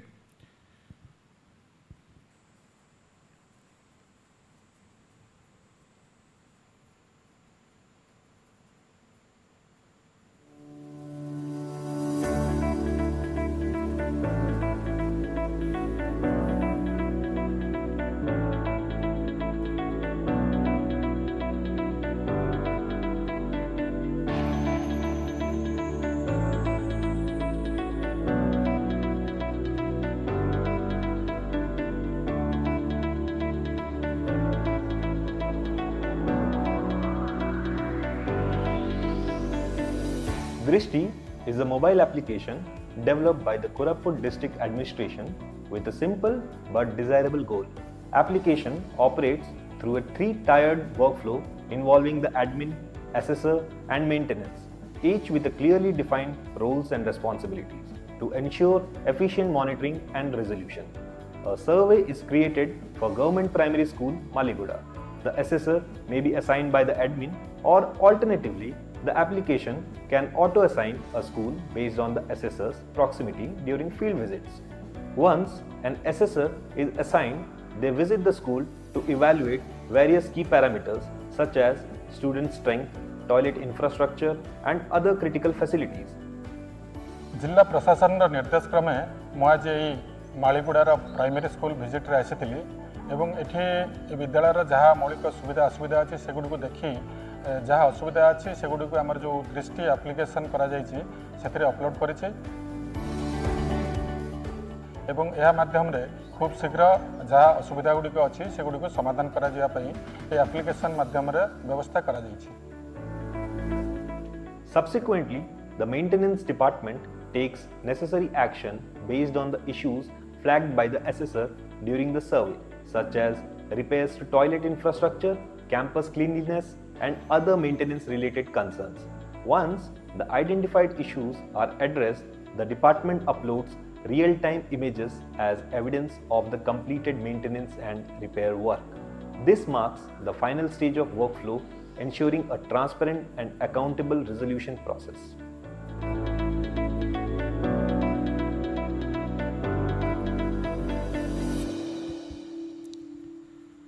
So this initiative was ideated based on feedback that we received from the field, because many a times we go on field visits and we give some instructions to the either to the school or the local BDO or the whoever is concerned, but we do not have any follow-up mechanism rather than, we have our own checklist or we, note it down somewhere to follow up. So this is to institutionalize all these follow-up mechanisms and also to ensure that sufficient number of field visits are conducted by the officers in the district. So all our officers are onboarded on the platform, and once they are on field visit and whenever they feel that they have time for a random visit, the mobile application automatically assigns them the nearby school, Anganwadi or a health facility, whichever is in close proximity to them. And once they reach that particular facility, the app opens up a questionnaire, which is a very basic questionnaire. It asks them whether, in case if it's a health facility, whether the cleanliness is being maintained or not, whether sufficient stock of medicine is available in that facility or not, a predefined set of question and answers. And if there is any infrastructure related requirements, the assessor can highlight on the app, which automatically passes on to the concerned maintenance department. And once the maintenance department completes the repair work, they are supposed to upload the photo of the completed work. So we've created a end-to-end monitoring mechanism which is totally automated, and only the defects or the deficiencies are highlighted based on a timeline to the district administration. So this app is still under piloting, and we are improvising on the aspects of that. So this is another initiative that is coming up in the district. Next slide, please. So these are a few of the awards and recognitions that the district has received in the past year. The National Panchayat Award, we've secured the second spot for being the best Zilla Parishad. And for millet processing and for various activities under millets, we received an award from the Honorable Chief Minister of Odisha, and the PM Awards for Excellence in Public Administration under the Holistic Development category from Honorable Prime Minister of India. Next slide, please. Thank you so much. That is it from my side. Thank you for your patient listening. Thank you. Thank you, Kirti, for the excellent presentation. Now I'll request Shri Manoj Satyavan Mahajan, Collector Sundargarh, to present the good work done in Sundargarh, particularly the good work done on the solid waste management in the district.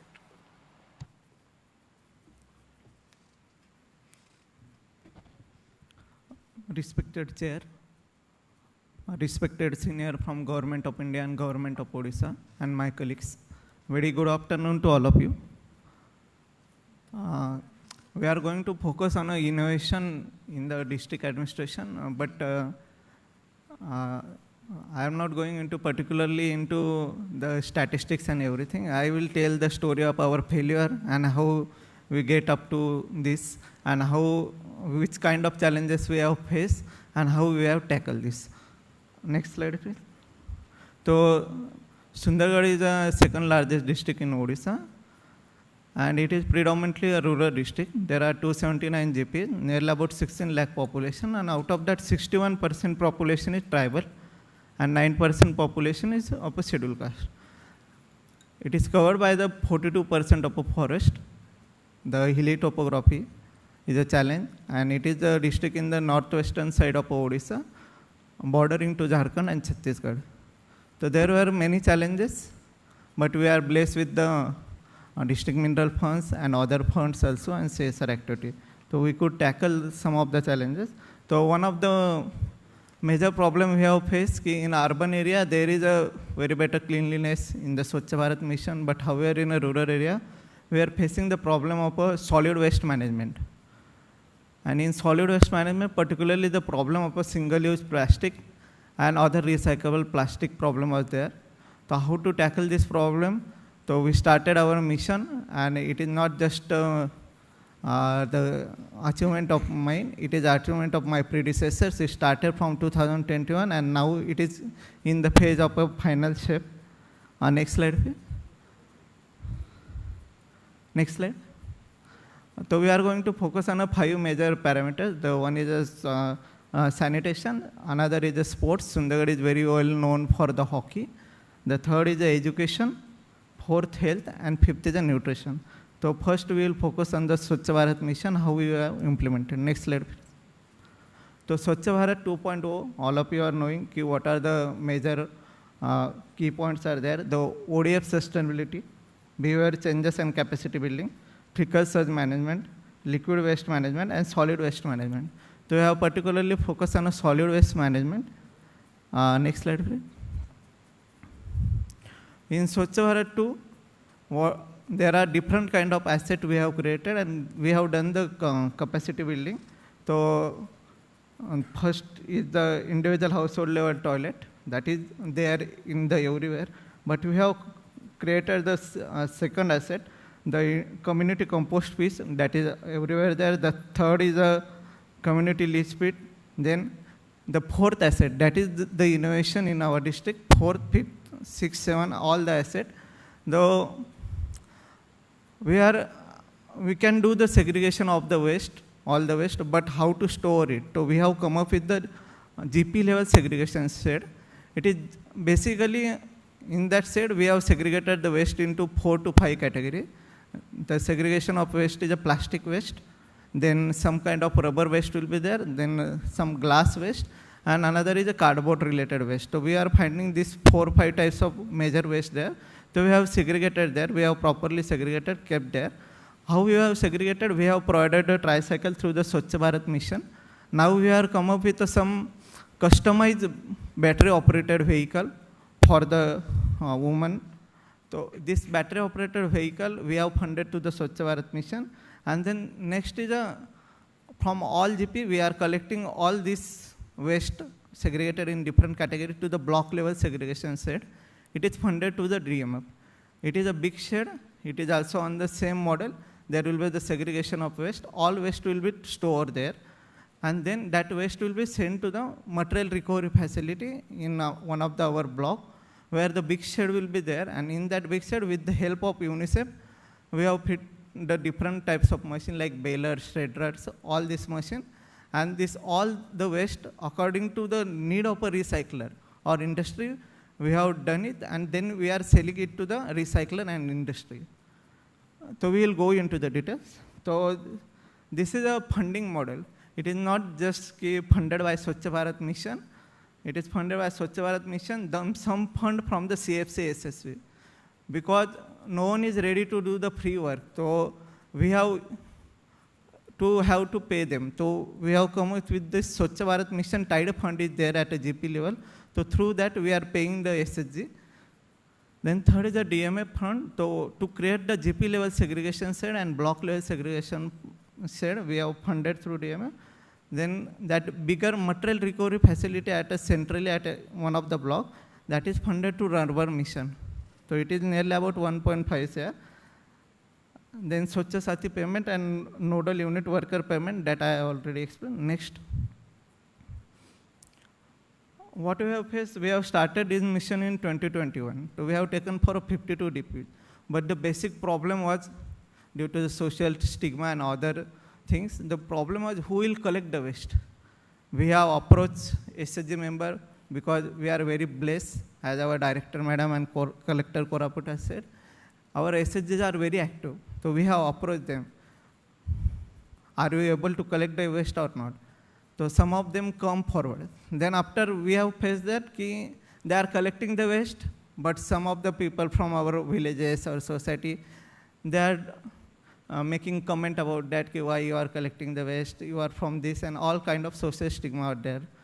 So for this, it have taken nearly about 1.5 years to train them, mentally train them, building a capacity, then explaining to our all PRI member and the community member, it is actually a good work. It is not all about the dignity. It is all about the work and how we are cleaning the society. That was a major challenge. So in the analysis and planning, it took nearly about 1.5 years. Then infrastructure development is not a big thing for all of us. Here all esteemed members have presented their innovation and everything, but we all are facing the problem of sustainability. Who will continue this innovation after we left our district or our team left the district. So this was all how we are going for sustainability. Then HR management and capacity building. Most of the things are looks very better on the pen and paper, but when we are going for the actual implementation, the first problem came, how you are going to pay us? Because there was an internal arrangement within the SSG. Some of the members are collecting more waste, some of the members are collecting less waste. some of the GP are contributing more, some of the blocks are contributing more. How we are going to pay? Then we have fitted at everywhere the weighing machine. We are keeping in the proper logs and register who has contributed how much, and accordingly we are going to pay. Though it is an incentive-based model.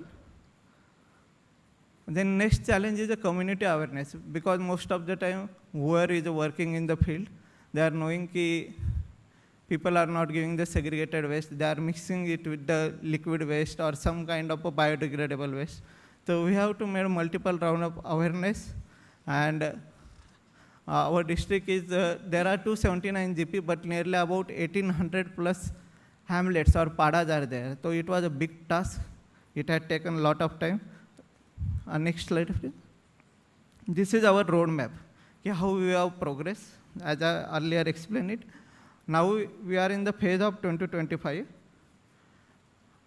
So in this phase, we are going for a sustainability without getting a fund from any other scheme. How we are going to sustain it, that is our major challenge.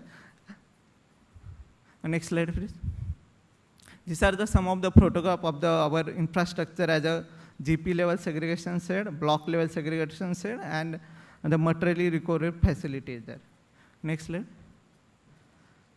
This is the uniqueness of a project. As I earlier explained, it is all about the convergence, participation, then proper monitoring, getting the feedback, and acting on that feedback. Next. This is the implementation model. This is the basic thing. As I have come up with a lot of queries from a different quarter, how you are implementing, that we want to know. So I am explaining in detail. So basically we start the awareness. After that awareness, people starting to give us only solid waste. So in the solid waste, that segregated solid waste we are collecting from the home. Most of the time we are now getting the segregated solid waste from the home. That waste is given to our dry waste recovery facility center. After that, from GP level, we are getting that waste through a vehicle to the block level. There was also a challenge, who will pay for that vehicle transport cost and everything. So initially we have funded through our DMF resources and other, but now we are in a position to get it funded to whatever the waste we have collected. Then we are giving it to our block level center. There, everywhere there is a laser is there and weighing machine is there. Then it is funded on every month. There are 17 blocks in my district. So for each block, there is a fixed day. On the first, this X blocks will supply the material to the district level material recovery facility. That we have fixed it and we are tracking that. And then at a material recovery facility center, with the help of Recycle and UNICEF, we are segregating it properly and making it for proper, as per a specification or norms given by the material recovery vendors and everything. So next slide. This is our waste management chain. Basically, we are showing the photo, how we are collecting from the door to door, then how we are going, the total cycle is explained here. Next slide. But in between, we face the challenge that only maintaining in the solid or hard copies on a ledger, it is not a best thing. There was a lot of objection from PRI member, we are not getting that copies, we are not in track with what is going in our GP. So we come up with an app. In that app, we are maintaining all the ledger thing digitally. So there was some need-based innovation was required. Then second important issue was from the SSG member, as they are using the tricycle. So it was not feasible for them to cover all the villages because all the hamlets are in a scattered way. So recently we come up with a BOE vehicle, that is customized vehicle. The 3-wheeler BOE vehicle is there, that is completely customized with a hydraulic system. Then second problem of PRI member that we have tackled through the digital monitoring. And then now we are going for a next step, how to declare our district a completely single-use plastic ban will be there. So for that we are going. Next thing. These are the detail of our vehicle. as you know, BOE vehicle, there is no need of a license. It is very eco-friendly, and it can go through the small lane of the village also. And it has a capacity of going nearly about 100 kilometers after the one charge. So we have customized this vehicle. Next thing. So key pillars was particularly the SHG involvement. Without them, this couldn't be success. Then involvement from the various stakeholders of a district administration, the 3 collectors over the period of 4 years. Then the predecessor from the Jilla Parishad office, other BDOs and all the field level staff. And the last is the Swachh Sundargarh app. We have recently launched it. Next slide. This is the photographs. Honorable Minister has launched it. The next slide. These are the silent features of the app. What we have done, all the GP profiling will be there. The Sarpanch or Honorable PRI member can see what is going on in their GP, who is the Swachh Sati there, which area is allocated to her, how she is cleaning, how much waste she is collecting, and which kind of benefit from the government of Odisha or government of India she is getting. So all this will be there. Then quantification of waste, who has collected how much waste, and all the vehicle will be GPS enabled vehicle are provided. And Swachh Sati, they have their own login. They can put their own data also, and which benefits means basically we are going for the saturation. We have nearly about 665 Swachh Satis are there. So whether they got a PMAY house, social pension under the various scheme, ration they are getting or not, whether they are getting the benefit from the other scheme of horticulture, agriculture or other line department. So we are going for the saturation mode. And next will be, and we are also following that whether they are getting their salary properly or not. Next. So these are the training program. We have to train them a lot because there have been a lot of problem, and it was like we have, during the implementation of this project, why I told you how we have failed. Because during the implementation of project, once upon a time, there was a situation that Swachh Satis were not getting their salary because of the various issues. So there was a big law and order issue. So there was a question whether we have to continue this project or not. But we have come up with a strategy, and the support of the department, PR department, we could tackle that. And next we have moved it. And that's why I'm telling this is the story of failure and success. Next slide. So this thing we are doing, the health camps we are doing for them. Next, we are providing them a safety kit. Next slide. Next slide. We are doing the pocket awareness. We are targeting our youth through the school and colleges about our initiative of a district, how you can help it. Next slide. Now there is another problem. This is another type of problem. We have created the segregation shed at a block, GP level and everything, but people are complaining sometime during the rainy season it smells, or it should be made outside our village, nearly about 2-3 kilometers away from the village. That was the major concern. So we come up with a beautification strategy now. We are going to plant all the trees and everything. And whatever HNUD department is doing the urban area, we are going to implement that in the rural area also. But whenever we are shifting this segregation shed away from the village, there were a lot of incidents of the theft also. Because now people got to know that from this material we can sell it and we can make money. So that was another hurdle. So we have come up with another strategy. We will fix the CCTV, and that SSG will own up the responsibility. They will put some watch and guard facility. Next. There are the visit from the Honorable Kamal Kishore Son sir, Additional Secretary, and various members are visiting how we have done it. They are suggesting their suggestion also. Next.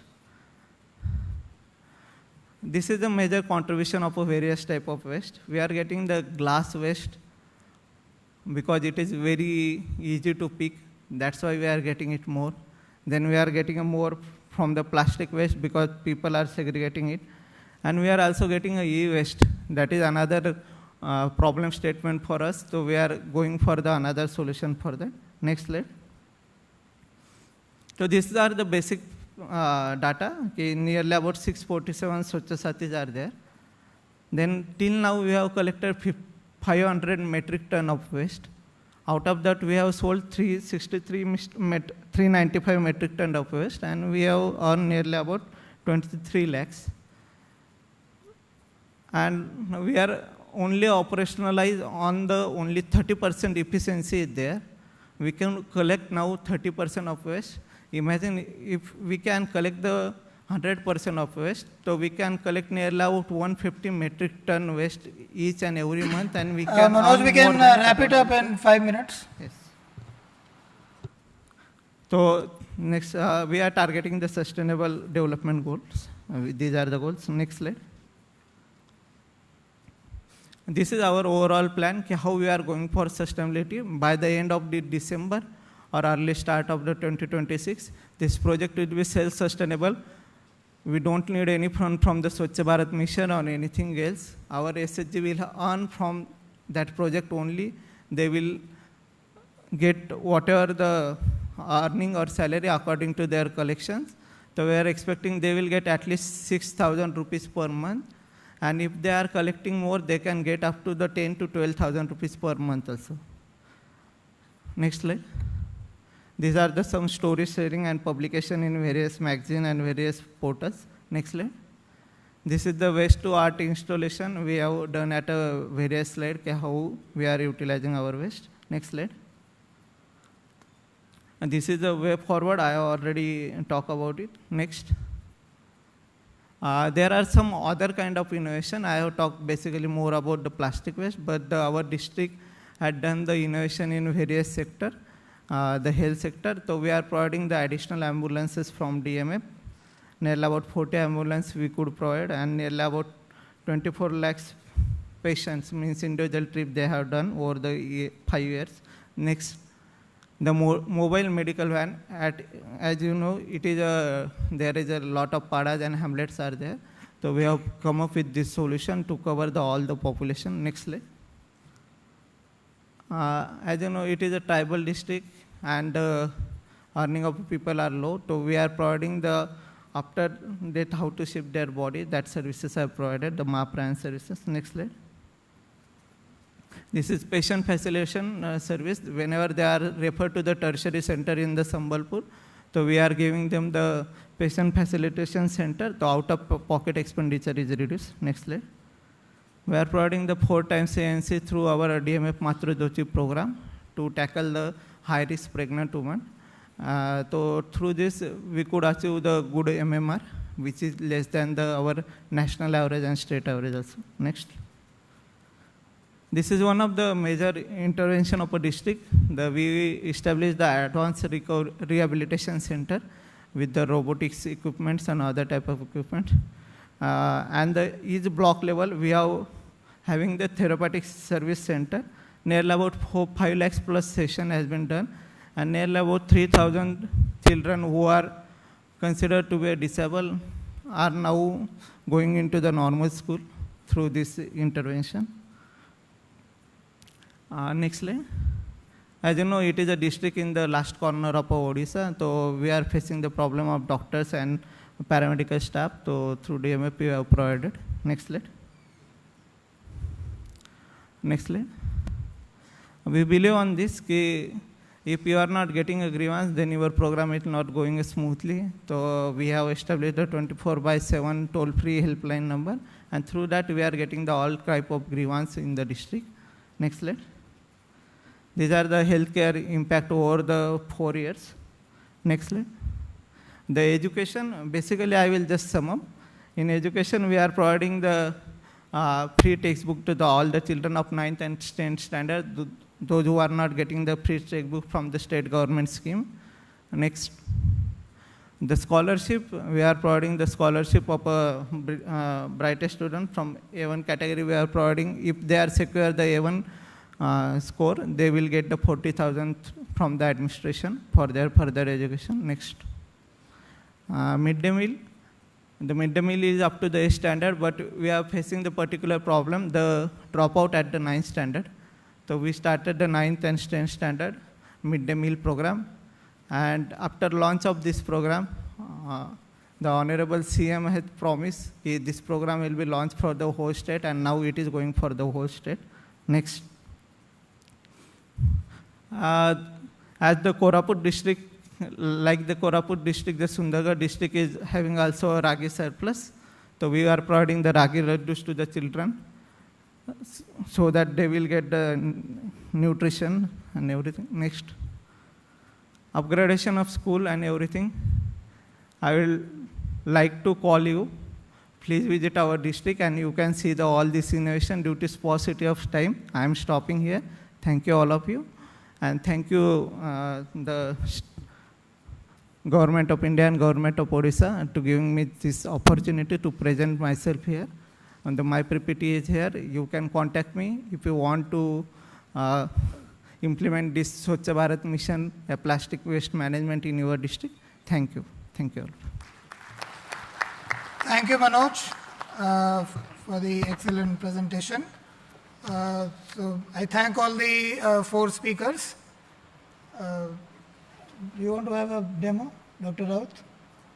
No, it's already lit. Take. So I thank all the 4 speakers. It was a very engaging and constructive session. So all of your presentations were very good, and I think we got to learn so much about the good work that is being done in the state. So thank you so much. Over to you. Thank you so much, panel. May I request esteemed Director DRPG Shri Anand to please join us on stage, Shri Rohit Anand, and present small tokens of love to the chairperson and all the speakers. So that's the innovation Odisha has presented to the nation that is being appreciated nationwide, and all these districts are definitely shining as the brightest examples, and Shubhadra is a scheme that has been appreciated by all the states to give women the independence they deserve. So thank you very much, panelists, for sharing your success stories. And thank you so much, Chairperson Shri Bharadwaj, for adding your expertise, thoughts and comments.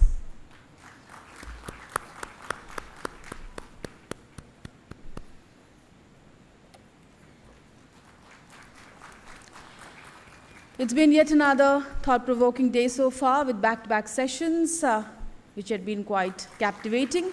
Stories that will go a long way in reminding the nation how hard district administration, governments have been working to make people be benefited, to make the development reach to beneficiaries. We are ending the 2-day national conference today, but the stories will stay and keep inspiring. Thank you so much, session, and thank you, Mr. Anand, for doing the honor.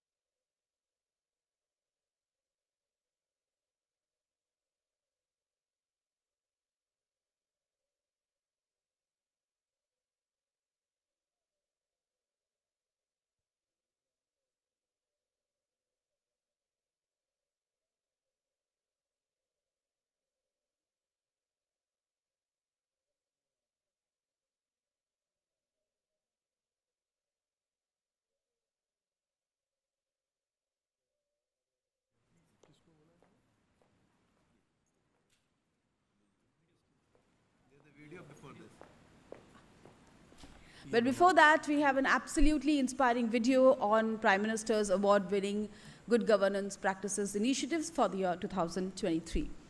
Can we have the AV, please?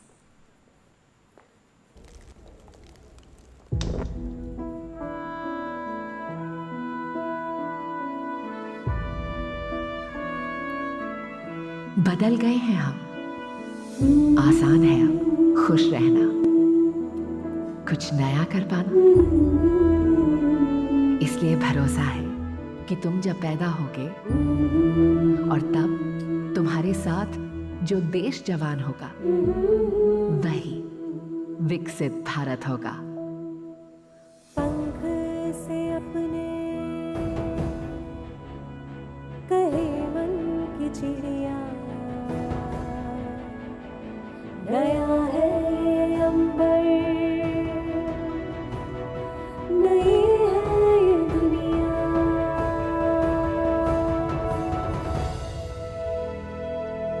विकसित भारत के संकल्प से आज भारत के 140 करोड़ लोग जुड़ गए, वो खुद इसे ड्राइव कर रहे हैं। ये जन भागीदारी का अभियान ही नहीं बल्कि भारत के आत्मविश्वास का आंदोलन भी बन चुका है। विकसित भारत की परिभाषा के जो दो पहले शब्द हैं वो है समग्र विकास, होलिस्टिक डेवलपमेंट, और इसके प्रमाण हैं देश के ये 10 विजेता जिले। नया ये सवेरा जहां तुम ले आए, नए ये सितारे जो तुमने सजाए, नए शाखों पे है सपनों का खिलना।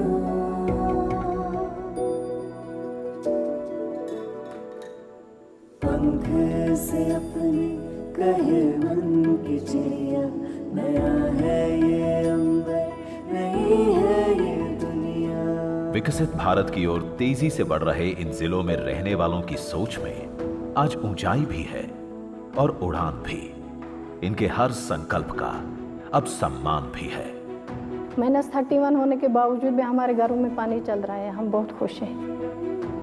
उज्ज्वला गैस योजना महिलाओं की सेहत के लिए किसी वरदान से कम नहीं है। हमें जो मिड डे मील मिलता है वो बहुत ही टेस्टी होता है और हर दिन अलग अलग खाने मिलते हैं। नया है ये मंजर,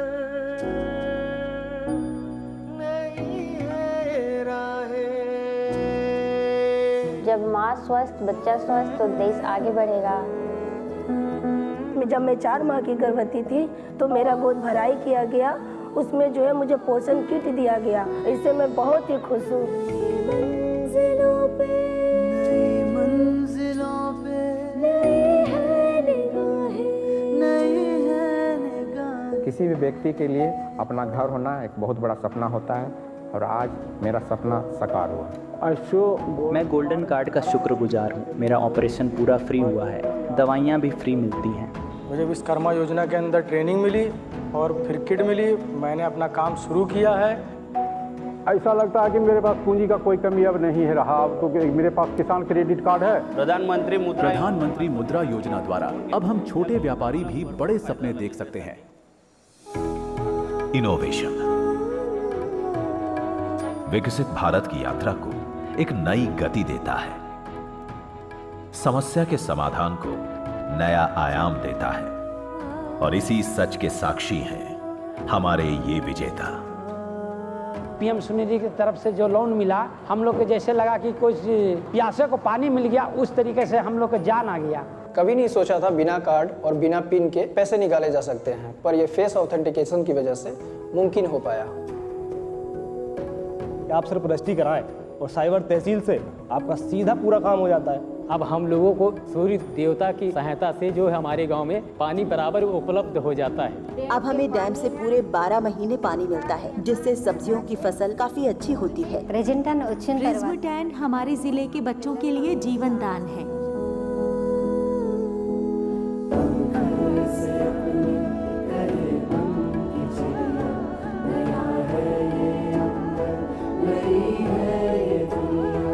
भारत विकसित हमसे ही होगा, इस सच को जब हम ठान लेंगे। यकीन करो, तब दुनिया भी भारत विकसित है ये मान लेगी। नया एक सवेरा जहां वो ले आए, नए ये सितारे जो तुमने सजाए, नई इन चादरों पे है सपनों का खिलना। पंख से अपने कहे मन की चिड़िया, नया है ये अंबर, नई है ये दुनिया।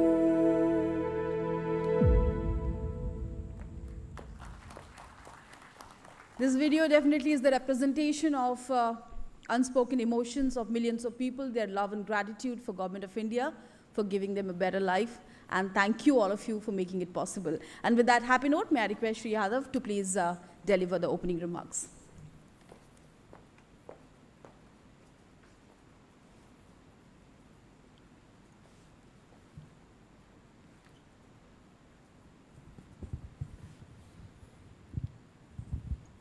Respected Shri Surendra Kumar Ji, Additional Chief Secretary, Government of Odisha, my batchmate and colleague, NVS Rajput Ji, and distinguished senior officers from the state government.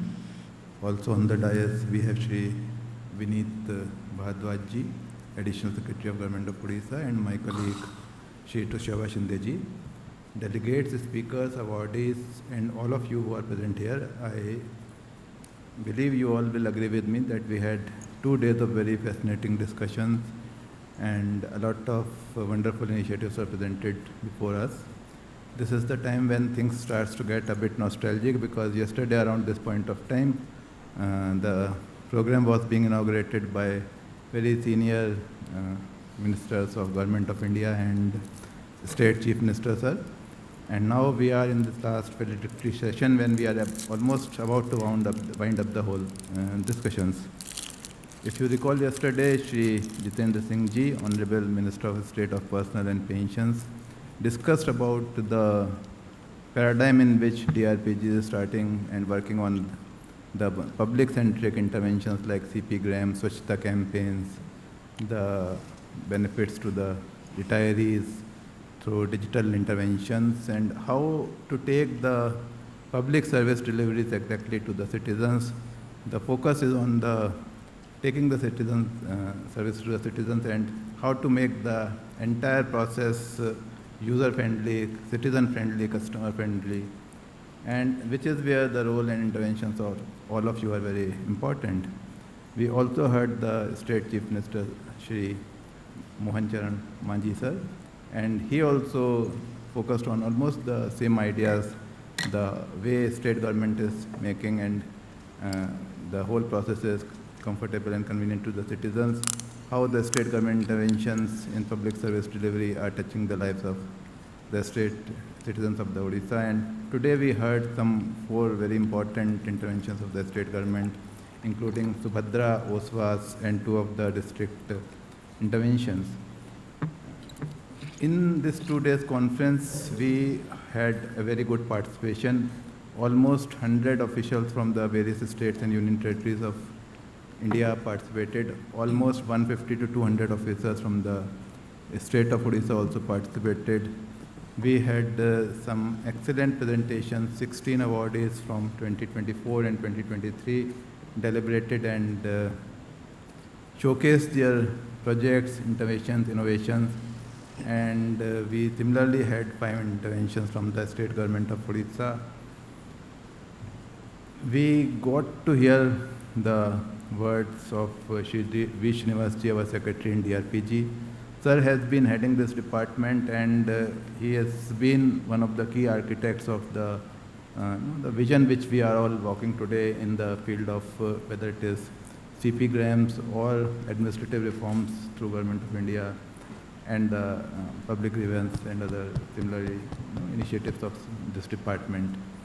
Having said that, we all agree that the way the projects were presented, some of us at some point of time must have felt that this is something superlative, this is something amazing, and this officer deserves a lot of credit. And this work ultimately is a collective work of all of you, and you are the leaders at your respective positions, at your respective states, your chair. So, which is where I would again reiterate that coming to this conference is a golden opportunity, and we organize such conferences almost 2 to 3 times in a year. But what is more important is the message we take away with us. I am sure that at least 2 to 3 points you must have thought that, okay, this is something which I could have also done, or I may do, I may replicate. So this is where I would urge you all that please think about it, what we can do to the overall vision of the state and the national leadership, how we can take the messages forward. And coming back to the projects, like where your role comes into the picture is, we heard about the Rajkot example of how the solar energy has been taken to the next level.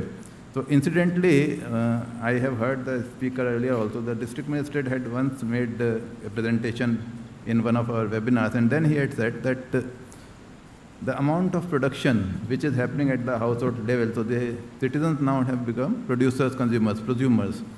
The Rajkot district alone produces sufficient power which is more than the combined power generation of 2 states. So maybe the states are smaller, they are in northeast, or population is very less, but still for a district to create so much of power is something which is inspiring. Now, this is one thing with one idea which all of us could have wondered that why can't we replicate in our districts? Ultimately, solar power is available to all the districts of India.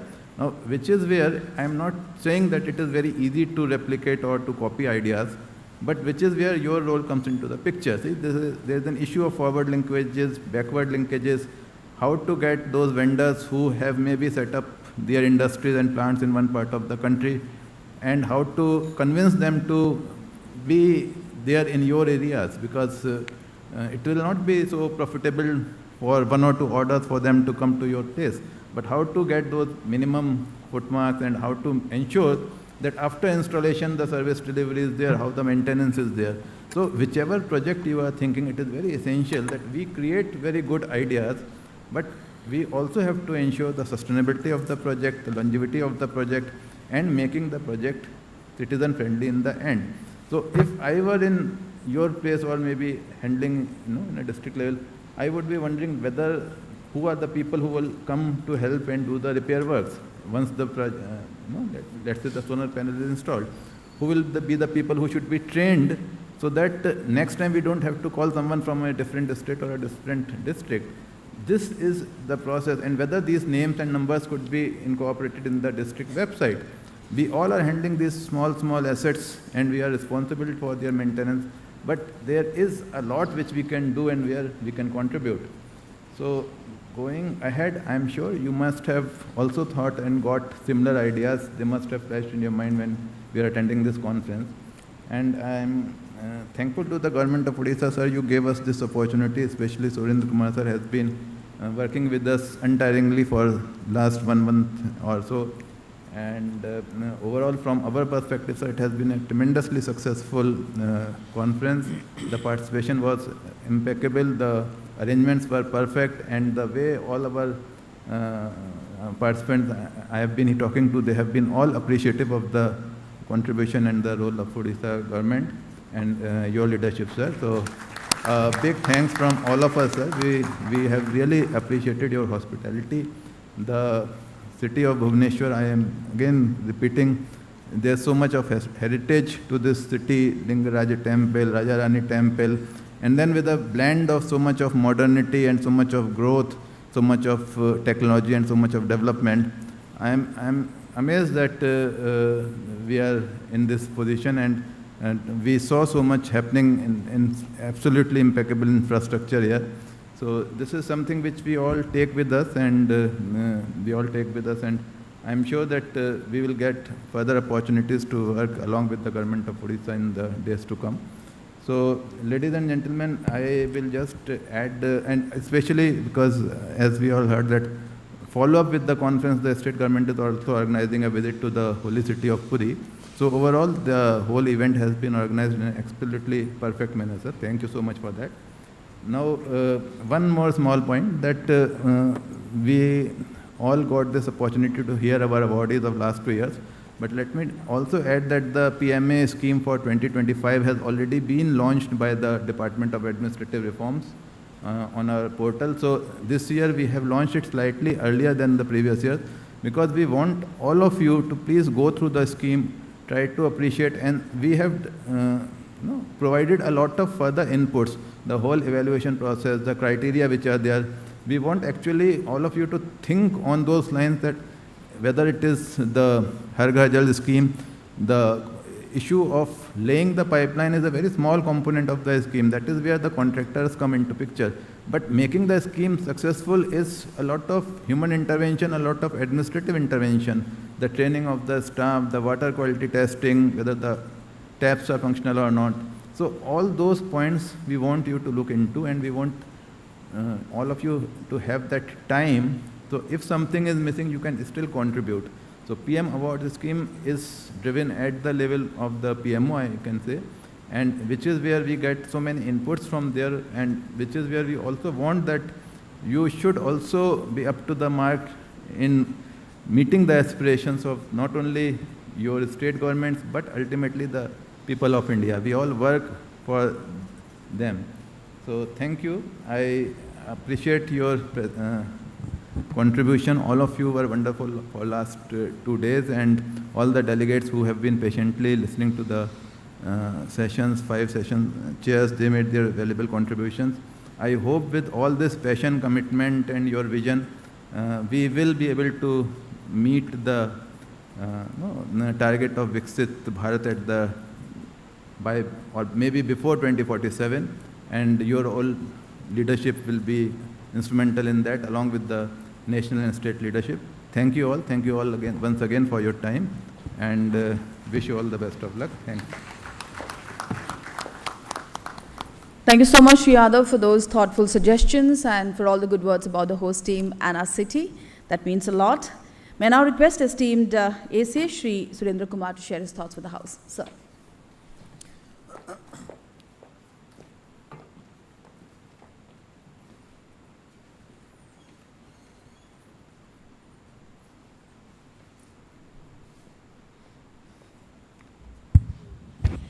Thank you. Let me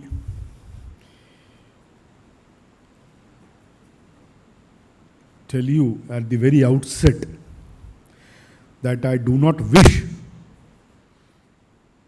to stand between you and your lunch.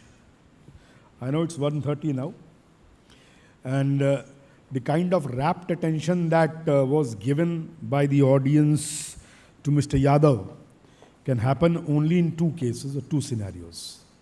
One is that the speech was a very, very captivating and very good to hear, or the second option could be that everybody has switched off their minds because they have had enough, right? I would go by the second one, but then since I have been asked to speak, I think it will not be appropriate for me to just pass it on. So please bear with me for a very short time. I will not be very long, but my apologies at the very beginning that I'll be taking some of your time. Friends, in the last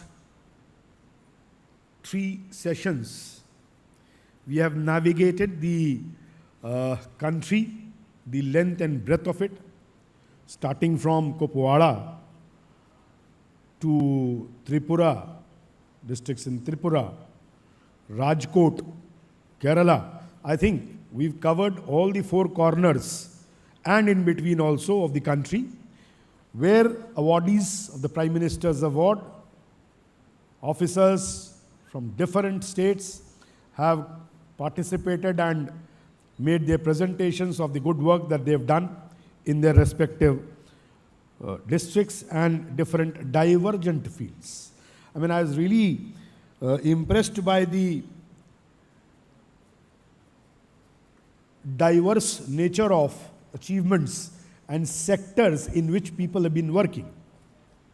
Rajkot was in renewable energy. Assam, I think they call it Siksha Setu, a home or a home, right? Somebody was doing, like Manoj, he was into Swachha Abhiyan on management of waste. So different officers have presented different subjects, areas in which they have excelled and achieved success. I think it is necessary and very, very appropriate to congratulate each one of you for having achieved this. But having said that, what is important is that, we meet for 2 days, maybe 5 times a year, 10 times a year, 12 times a year. So it is effectively 24 days in a year. But we have 365. So what is important is that there is a very urgent and important need for replication of these entire gamut of efforts that have been made in different districts, in different areas, in different fields. We all gather here as practitioners of administration, working in the government, and we all are well aware that what is the core or essence of the entire exercise that we do here today.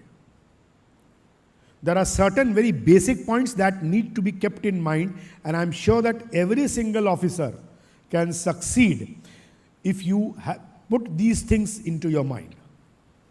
Transparency, accountability, citizen-centric, these are not jargons. When I have navigated my career for the last 32 years, probably 25 years ago, I would have felt as if these are jargons which people keep using. No, it is not so. There are small differences, small interventions which make huge differences in the lives of people. And whichever sector, it is not about a poor person staying in a jhuggi or a slum area. You and I deal with different categories of service seekers with us. Somebody may have constructed houses for poor people. Somebody is working for education sector. Somebody is doing for cleanliness. Somebody is doing for pustakalayas. I dealt for the transporters. I was transport commissioner way back in 2010, if I'm not wrong, 10 to 13. I'll just give you one anecdote. How a small intervention could change or bring about a big change, and what was required was the understanding of the problem. One day, in transport department, as transport commissioner, I used to see people coming every day. First half was only meeting the visitors who had come with grievances, and every person, irrespective of anybody coming, 99.9% of the grievances were that, साहब, मैंने वो permit के लिए apply किया है, वो बस का परमिट के लिए, और मैंने अप्लाई किया और आज 2 महीने हो गए, 2.5 महीने हो गए और मुझे परमिट नहीं मिल रहा है. So typical that permit licence system, कि हमारे तो भाई साहब बाबू लोग जो हैं वो छोड़ेंगे नहीं फाइल को जब तक आप नहीं मिलोगे. क्या किया जाए? तो उसका कोई समाधान मेरे पास नहीं था. I did not have. So one day what happened, very interesting thing I'll tell you, probably it can make a difference.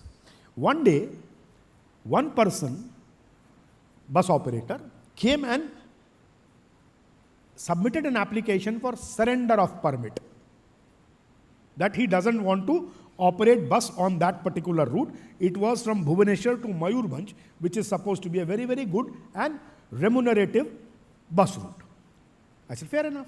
If somebody wants to surrender, so be it, no problem. Surrender, चलो. वो डाक में आता है, दस्तखत मार दिया, भेज दिया सेक्शन में. 12-1 बजे डाक एक और आती है कि साहब मुझे भुवनेश्वर बरीपदा सेक्शन में एक परमिट चाहिए. तो मैंने कहा बढ़िया है, आप भी ले लो भाई, चलो कोई बात नहीं है. So I was impressed by the speed at which my office was functioning. Anyway, this was only a general grievance and person had given an application. What hit me was that around 4:35 in the evening, just before I was, winding off, 5:30 probably, because the office is in Cuttack. So before I was winding off, a file came to me. And lo behold, what I saw, the efficiency of my office. Around 10:30 somebody surrenders the permit. By 12:30 somebody applies for the permit. And by 4:30 the file reaches कि इसका surrender accept कर लो और इसको दे दो. मैंने कहा इतनी efficiency कैसे हो गई कि 4 घंटे के अंदर फाइल आ गई. ये तो कुछ गड़बड़ है, इसमें जरूर कुछ गड़बड़ है.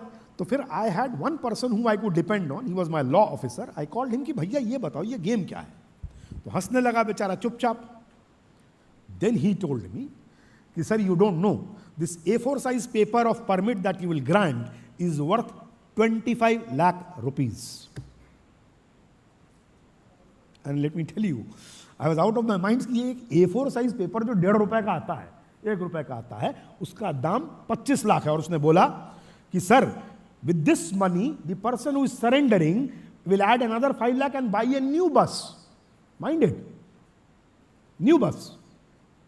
So this is what was happening around me. Now coming to the action part, I normally don't do files. It's my history. I never do files post 4:35 because mind is not fresh. You will be in hurry to dispose of and wrong decisions taken. Next morning I came back and I passed the orders that this surrender is accepted, but so far as the grant of permit is concerned, shall be done only by way of public auction. Which is what the Supreme Court also tells, that any asset of the government must be disposed of by way of public auction. So lo behold, all the advocates, the learned advocates of Cuttack High Court, who actually appeared in my courts, came and said, sir, ye contempt hai, because this matter has already been adjudicated by the Honorable High Court, and this is basically going to be a contempt of the court, so be ready for the consequences. I said, fair enough, if that is what is my destiny, I'll go and stand there. The only good thing that I had done was, in my notes, I had written that in the interest of fair play, transparency, and in accordance with the provisions of Constitution contained in Article 14, equal opportunity has to be given to everybody. And therefore, let this be notified, let the best person win. And we had developed a template how the marking will be done. The matter went to the court, contempt was filed against me, and the Honorable Judge had little options and said, what is your problem? Go and participate. Because after you write Article 14 of the Constitution, nobody on this earth can change that. Right? So how we do things, and today, my Chief Secretary was my successor there. My present Chief Secretary was my successor as Transport Commissioner. And this system has been institutionalized. Second thing, every 45 days a person had to get permit. And getting one permit means a person would be spending huge amount of money. My office was never granting any permit more than 45 days. Supreme Court had said, grant of temporary permit is an exception and permanent permit is the order. But my office was doing 45 days. Why? Because every 45 days, the bus owner will come to the office, grease the palms, and then get the permit. So if it is done for 5 years, he would come once in 5 years. So every 45 days means my meter is down, the money will keep coming to me. When I realized this, I talked to some of the bus owners. They said, sir, क्या बोले sir, हम लोग परेशान हैं. तो पहला काम हमने किया, 6 महीने में जिनकी गाड़ियां चली हैं, उनको 5 साल का दे दो. Next I went to 1 year, then 2 years and 5 years. I did not have a single visitor to my office. I mean, I've experienced it. You know, up to 1 o'clock, 1:30, I would be meeting people. I was irritated. I'm not a person who likes to meet too many people. But there was little option for me. And let me tell you, within 6 to 8 months or maybe a year, it took me 1 year to understand the entire nuances. But after that, nobody was coming. Nobody had to come to my office. They will sit there in their house, make the application, and they get permit for 5 years. So if they at all they have to come to my office, it will be only after 5 years. So in one stroke of pen, you have reduced the level of corruption from one every 45 days to one time every 5 years. Imagine the relief that you are given. So what I am trying to say is that now they are not downtrodden people. The bus operators who can afford to have 10 buses are not poor or downtrodden. It is not about that. It is about process re-engineering that we have been talking about. The entire purpose of this meeting is that it is not a particular area that we are working. Today you are collectors. Tomorrow you will be in the higher positions of director. Maybe industry, maybe textiles, maybe some other sector, transport, women and child development. So you have to think through the problem, find a solution, and ensure that it is institutionalized. It is not that island of excellence which you have done and then that is the end of it. When my chief secretary went after me as my successor in transport department, he took it to a next level. He said the permit will be given to your house. You don't have to come even to collect the permit. So he went step ahead. So he built upon what I had left. And that is the beauty of our administration, that whatever we do, there should be a synergy in this and a purpose for doing these things. So friends, and yesterday, my last word, because I think I've already taken too much of time, last word. Yesterday I had made a point. I don't know how many of you could actually catch it.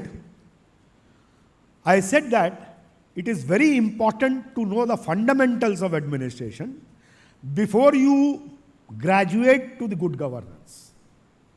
And why I tell you this is that, suppose you want to be a Formula 1 racer. Can you run a McLaren or a Ferrari without knowing how to drive? No way. You have to first master an ordinary vehicle to be a Formula 1 racer. Similarly, in any trade, whether it is governance, whether it is marketing or running a business, everywhere you have to start from scratch and understand the basics. Unfortunately, in our bureaucratic system, I don't find fault, but I would like to stress this particular point, that we have this zeal to show कि यार मैंने कुछ अलग कर दिया, बहुत अच्छी बात है, करिए, बिल्कुल कोई मना नहीं करता है, लेकिन आपको ये याद रखना पड़ेगा कि जब आप किसी तहसील में जाते हो, कोई आदमी तहसील में जा करके, जिसको आप लोग पटवारी कहते हो, वहां पे when a person goes for a mutation, a demarcation, a caste certificate, a solvency certificate, name the thing, or a sub-registrar office for a registration of a deed, the kind of harassment that he faces is, the whole world knows it. In fact, I'd ask each one of you, just raise your hands, how many of you would be happy to visit a police station? Should I put the question in a different manner? How many of you are not interested in visiting or not confident of visiting a police station? Why? See, because, and it's not about police, it's about us. See, because I could have asked this question for Patwari also, or Tahsildar also. Who wants to visit there? Nobody. Sub-registrar office, last place to visit. Why? Because we have this my baap thing. We have this paternal relationship with people. You go to any of the US or European countries, there the administrator, the governance person calls the people as sir. Sir, don't do this. Sir, even the policeman will address you as sir, because there citizens are supreme. Unfortunately, in our democracy, we are the babus, we are the great people, and we tell कि अरे तुम कहाँ बैठे हो, चलो यहाँ से जाओ. तो ये एक सोच में बदलाव लाना पड़ेगा. You have to change your thinking. They are citizens when they come. And let me tell you, each one of you will retire, each one of us will retire. Imagine going to a development authority for getting your building plan approval. Try it. There are many things in this country which need attention. And the young minds who are here, I'd request you to kindly think through the entire process and find out what are the ways whereby can you break this stranglehold in the day-to-day life of citizens and administration. Last but not the least, as I talk to you, I am doing a deep research on artificial intelligence on a particular subject. As I speak to you, because when I carried my mobile, it was with purpose. Because I am doing the research right now on mine and mineral, because I am also the secretary, minerals, steel and mines. Right? So it is now time that all of you in this room, there was a time probably 30 years ago when we were probationers. At that time, the academy had this computer labs, and it was mandatory that you have to attend computer classes, pass in it, all those things. Today, I think, by and large, 99.9% people know computers. But so far as artificial intelligence is concerned, I was telling Mr. Yadav that the government should come up with proper training programs in IGOT and otherwise also for training people in artificial intelligence. Let me tell you, it is very, very serious that if you don't hone up your skills in this sector, there is every likelihood that most of us will be left behind in this race. I don't want anybody to join the race, but competence speaks. If you are competent, your boss will not leave you. If you have the competence, you can deliver things. And I don't depend on the assistance of others. Ask my officers who are sitting here, whether from mines department or other department, because you have to be self-sufficient. And artificial intelligence gives you that. And the vistas are unbound. I mean, you can't imagine what all benefits it can give to you. You can prepare parawise comments, you can do deep research, you can do anything. For example, right now I have asked the artificial intelligence, and I use different ones like Perplexity, I use Gemini, I use Grok, 3, 4, and you give the same command to all of them, asking, how can I improve the availability of minor minerals and at affordable prices in my state? And I told them, please do a research, go through my Odisha minor mineral rules, what are the changes that are required, and I told him that you can make even radical suggestions which may require a deletion of certain clauses. And he has given me a beautiful document I am to go and read while traveling on the road. Right? So this is what it does. It's a 20-page document, and it's a very good document. And there are 4 AIs that I've used. So effectively what you are doing is, you are capturing data from different sources and then ultimately collating, analyzing, and taking an informed decision. So please get used to it. Use of technology, analytics, and these kind of things will put you in good stead. I mean, recently, Government of India wanted to auction mines, more mines. I said, my prices are not good. My production is 20% down. That means the market sentiment is poor. And why should I auction the mines? So you are taking a reasoned decision, not uninformed decision, and that puts you in good stead. And ultimately, when we talk of good governance, informed decisions, use of technology, transparency, accountability, citizen-centric, all these things make sense when you actually converge each of these to achieve your goals. Friends, I've taken a lot of time. I promised that I'll not take much, but unfortunately I've done that. That is why I always come with a typed speech, which is very, very regimented, and I would not lose my directions. But then, thank you very much for having come all the way from different parts of the country to Odisha, Bhubaneswar. We've been very happy to host you, and we look forward to host you in future also. Yes, we've got very good infrastructure, and Odisha is proud about it. We are also a very good city, except for the heat and humidity that we have here. Rest, everything is fine. We are very close to the airport.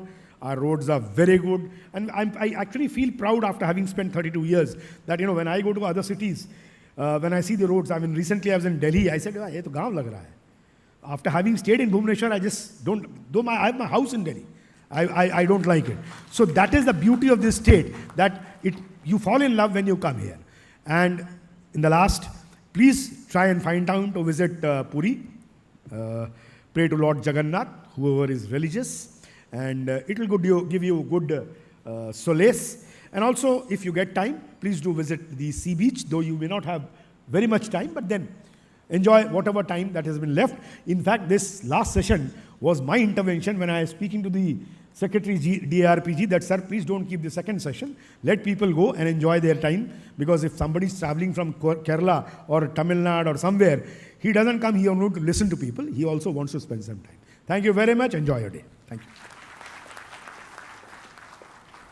Thank you very much, sir, for sharing your experiences and ways of work with us. I'm sure everyone here would learn from that. And thank you for reminding us of the bigger goal that we all have to work hard to achieve. Thank you. Ladies and gentlemen, when DARPG says Government of Odisha is the befitting host, we give ourselves a pat on the shoulder. They have small tokens of love for us, and we would gladly accept it with tons of love and remembrance of their love. They have a special token of gratitude for esteemed Chief Secretary, Shri Manoj Ahuja. He's not present here, so I'll request Shri Puneet Yadav to please present this to Shri Surendra Kumarji on behalf of our esteemed Chief Secretary.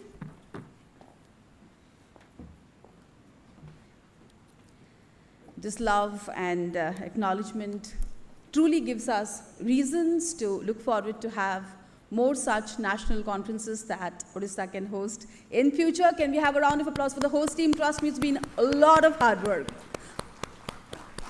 So this is a token of love from DARPG family for esteemed Chief Secretary, Shri Manoj Ahuja. We will definitely ensure this reaches his office. The next one is for esteemed ACS, Shri Surendra Kumar. I'll request Shri Yadav to present it. Thank you, sir, for your motivation, guidance, personal intervention in every decision to make this national conference truly special and memorable. Thank you, Shri Yadav, for doing the honor. May I request esteemed Director, Dr. Shinde, to present a token of gratitude to esteemed Principal Secretary, Shri NBS Rajput. Thank you very much, sir, for being present here both days, for guiding us to make this platform insightful and special.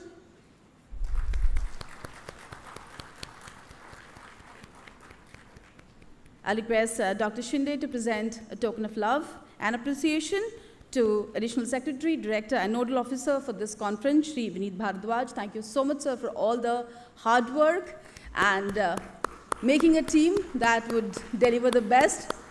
And thank you. Can we have a round of applause for DARPG for trusting us, for so much love, for being here and giving us this opportunity to be the host for this national conference. Thank you so much. And may I request esteemed we would love to have a group photograph.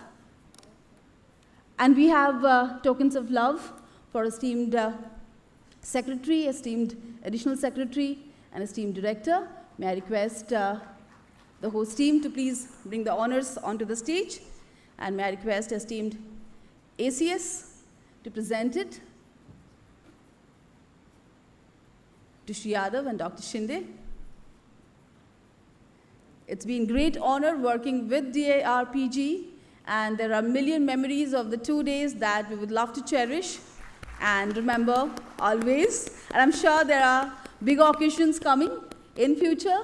Odisha would love to be the host for any such conference, and we would give our heart and soul to it. Can we have a round of applause for the success of the national conference? Everyone, please give it up.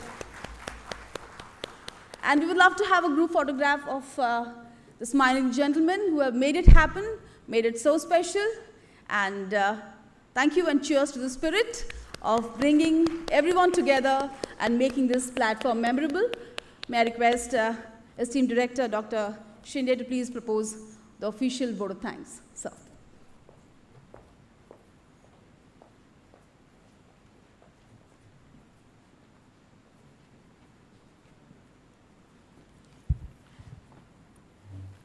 Very warm good afternoon all.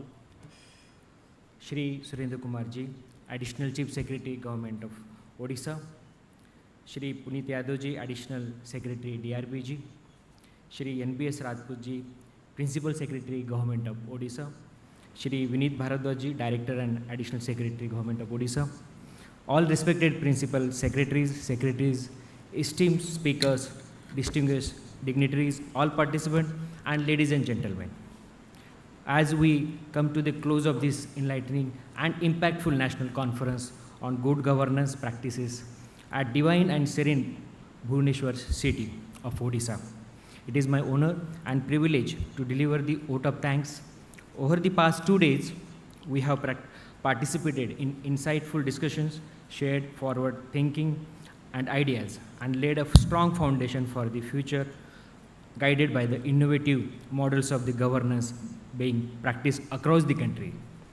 First, I extend my sincere gratitude to Shri Manoj Ahuja ji, Chief Secretary, Government of Odisha, for his support for organizing this great event.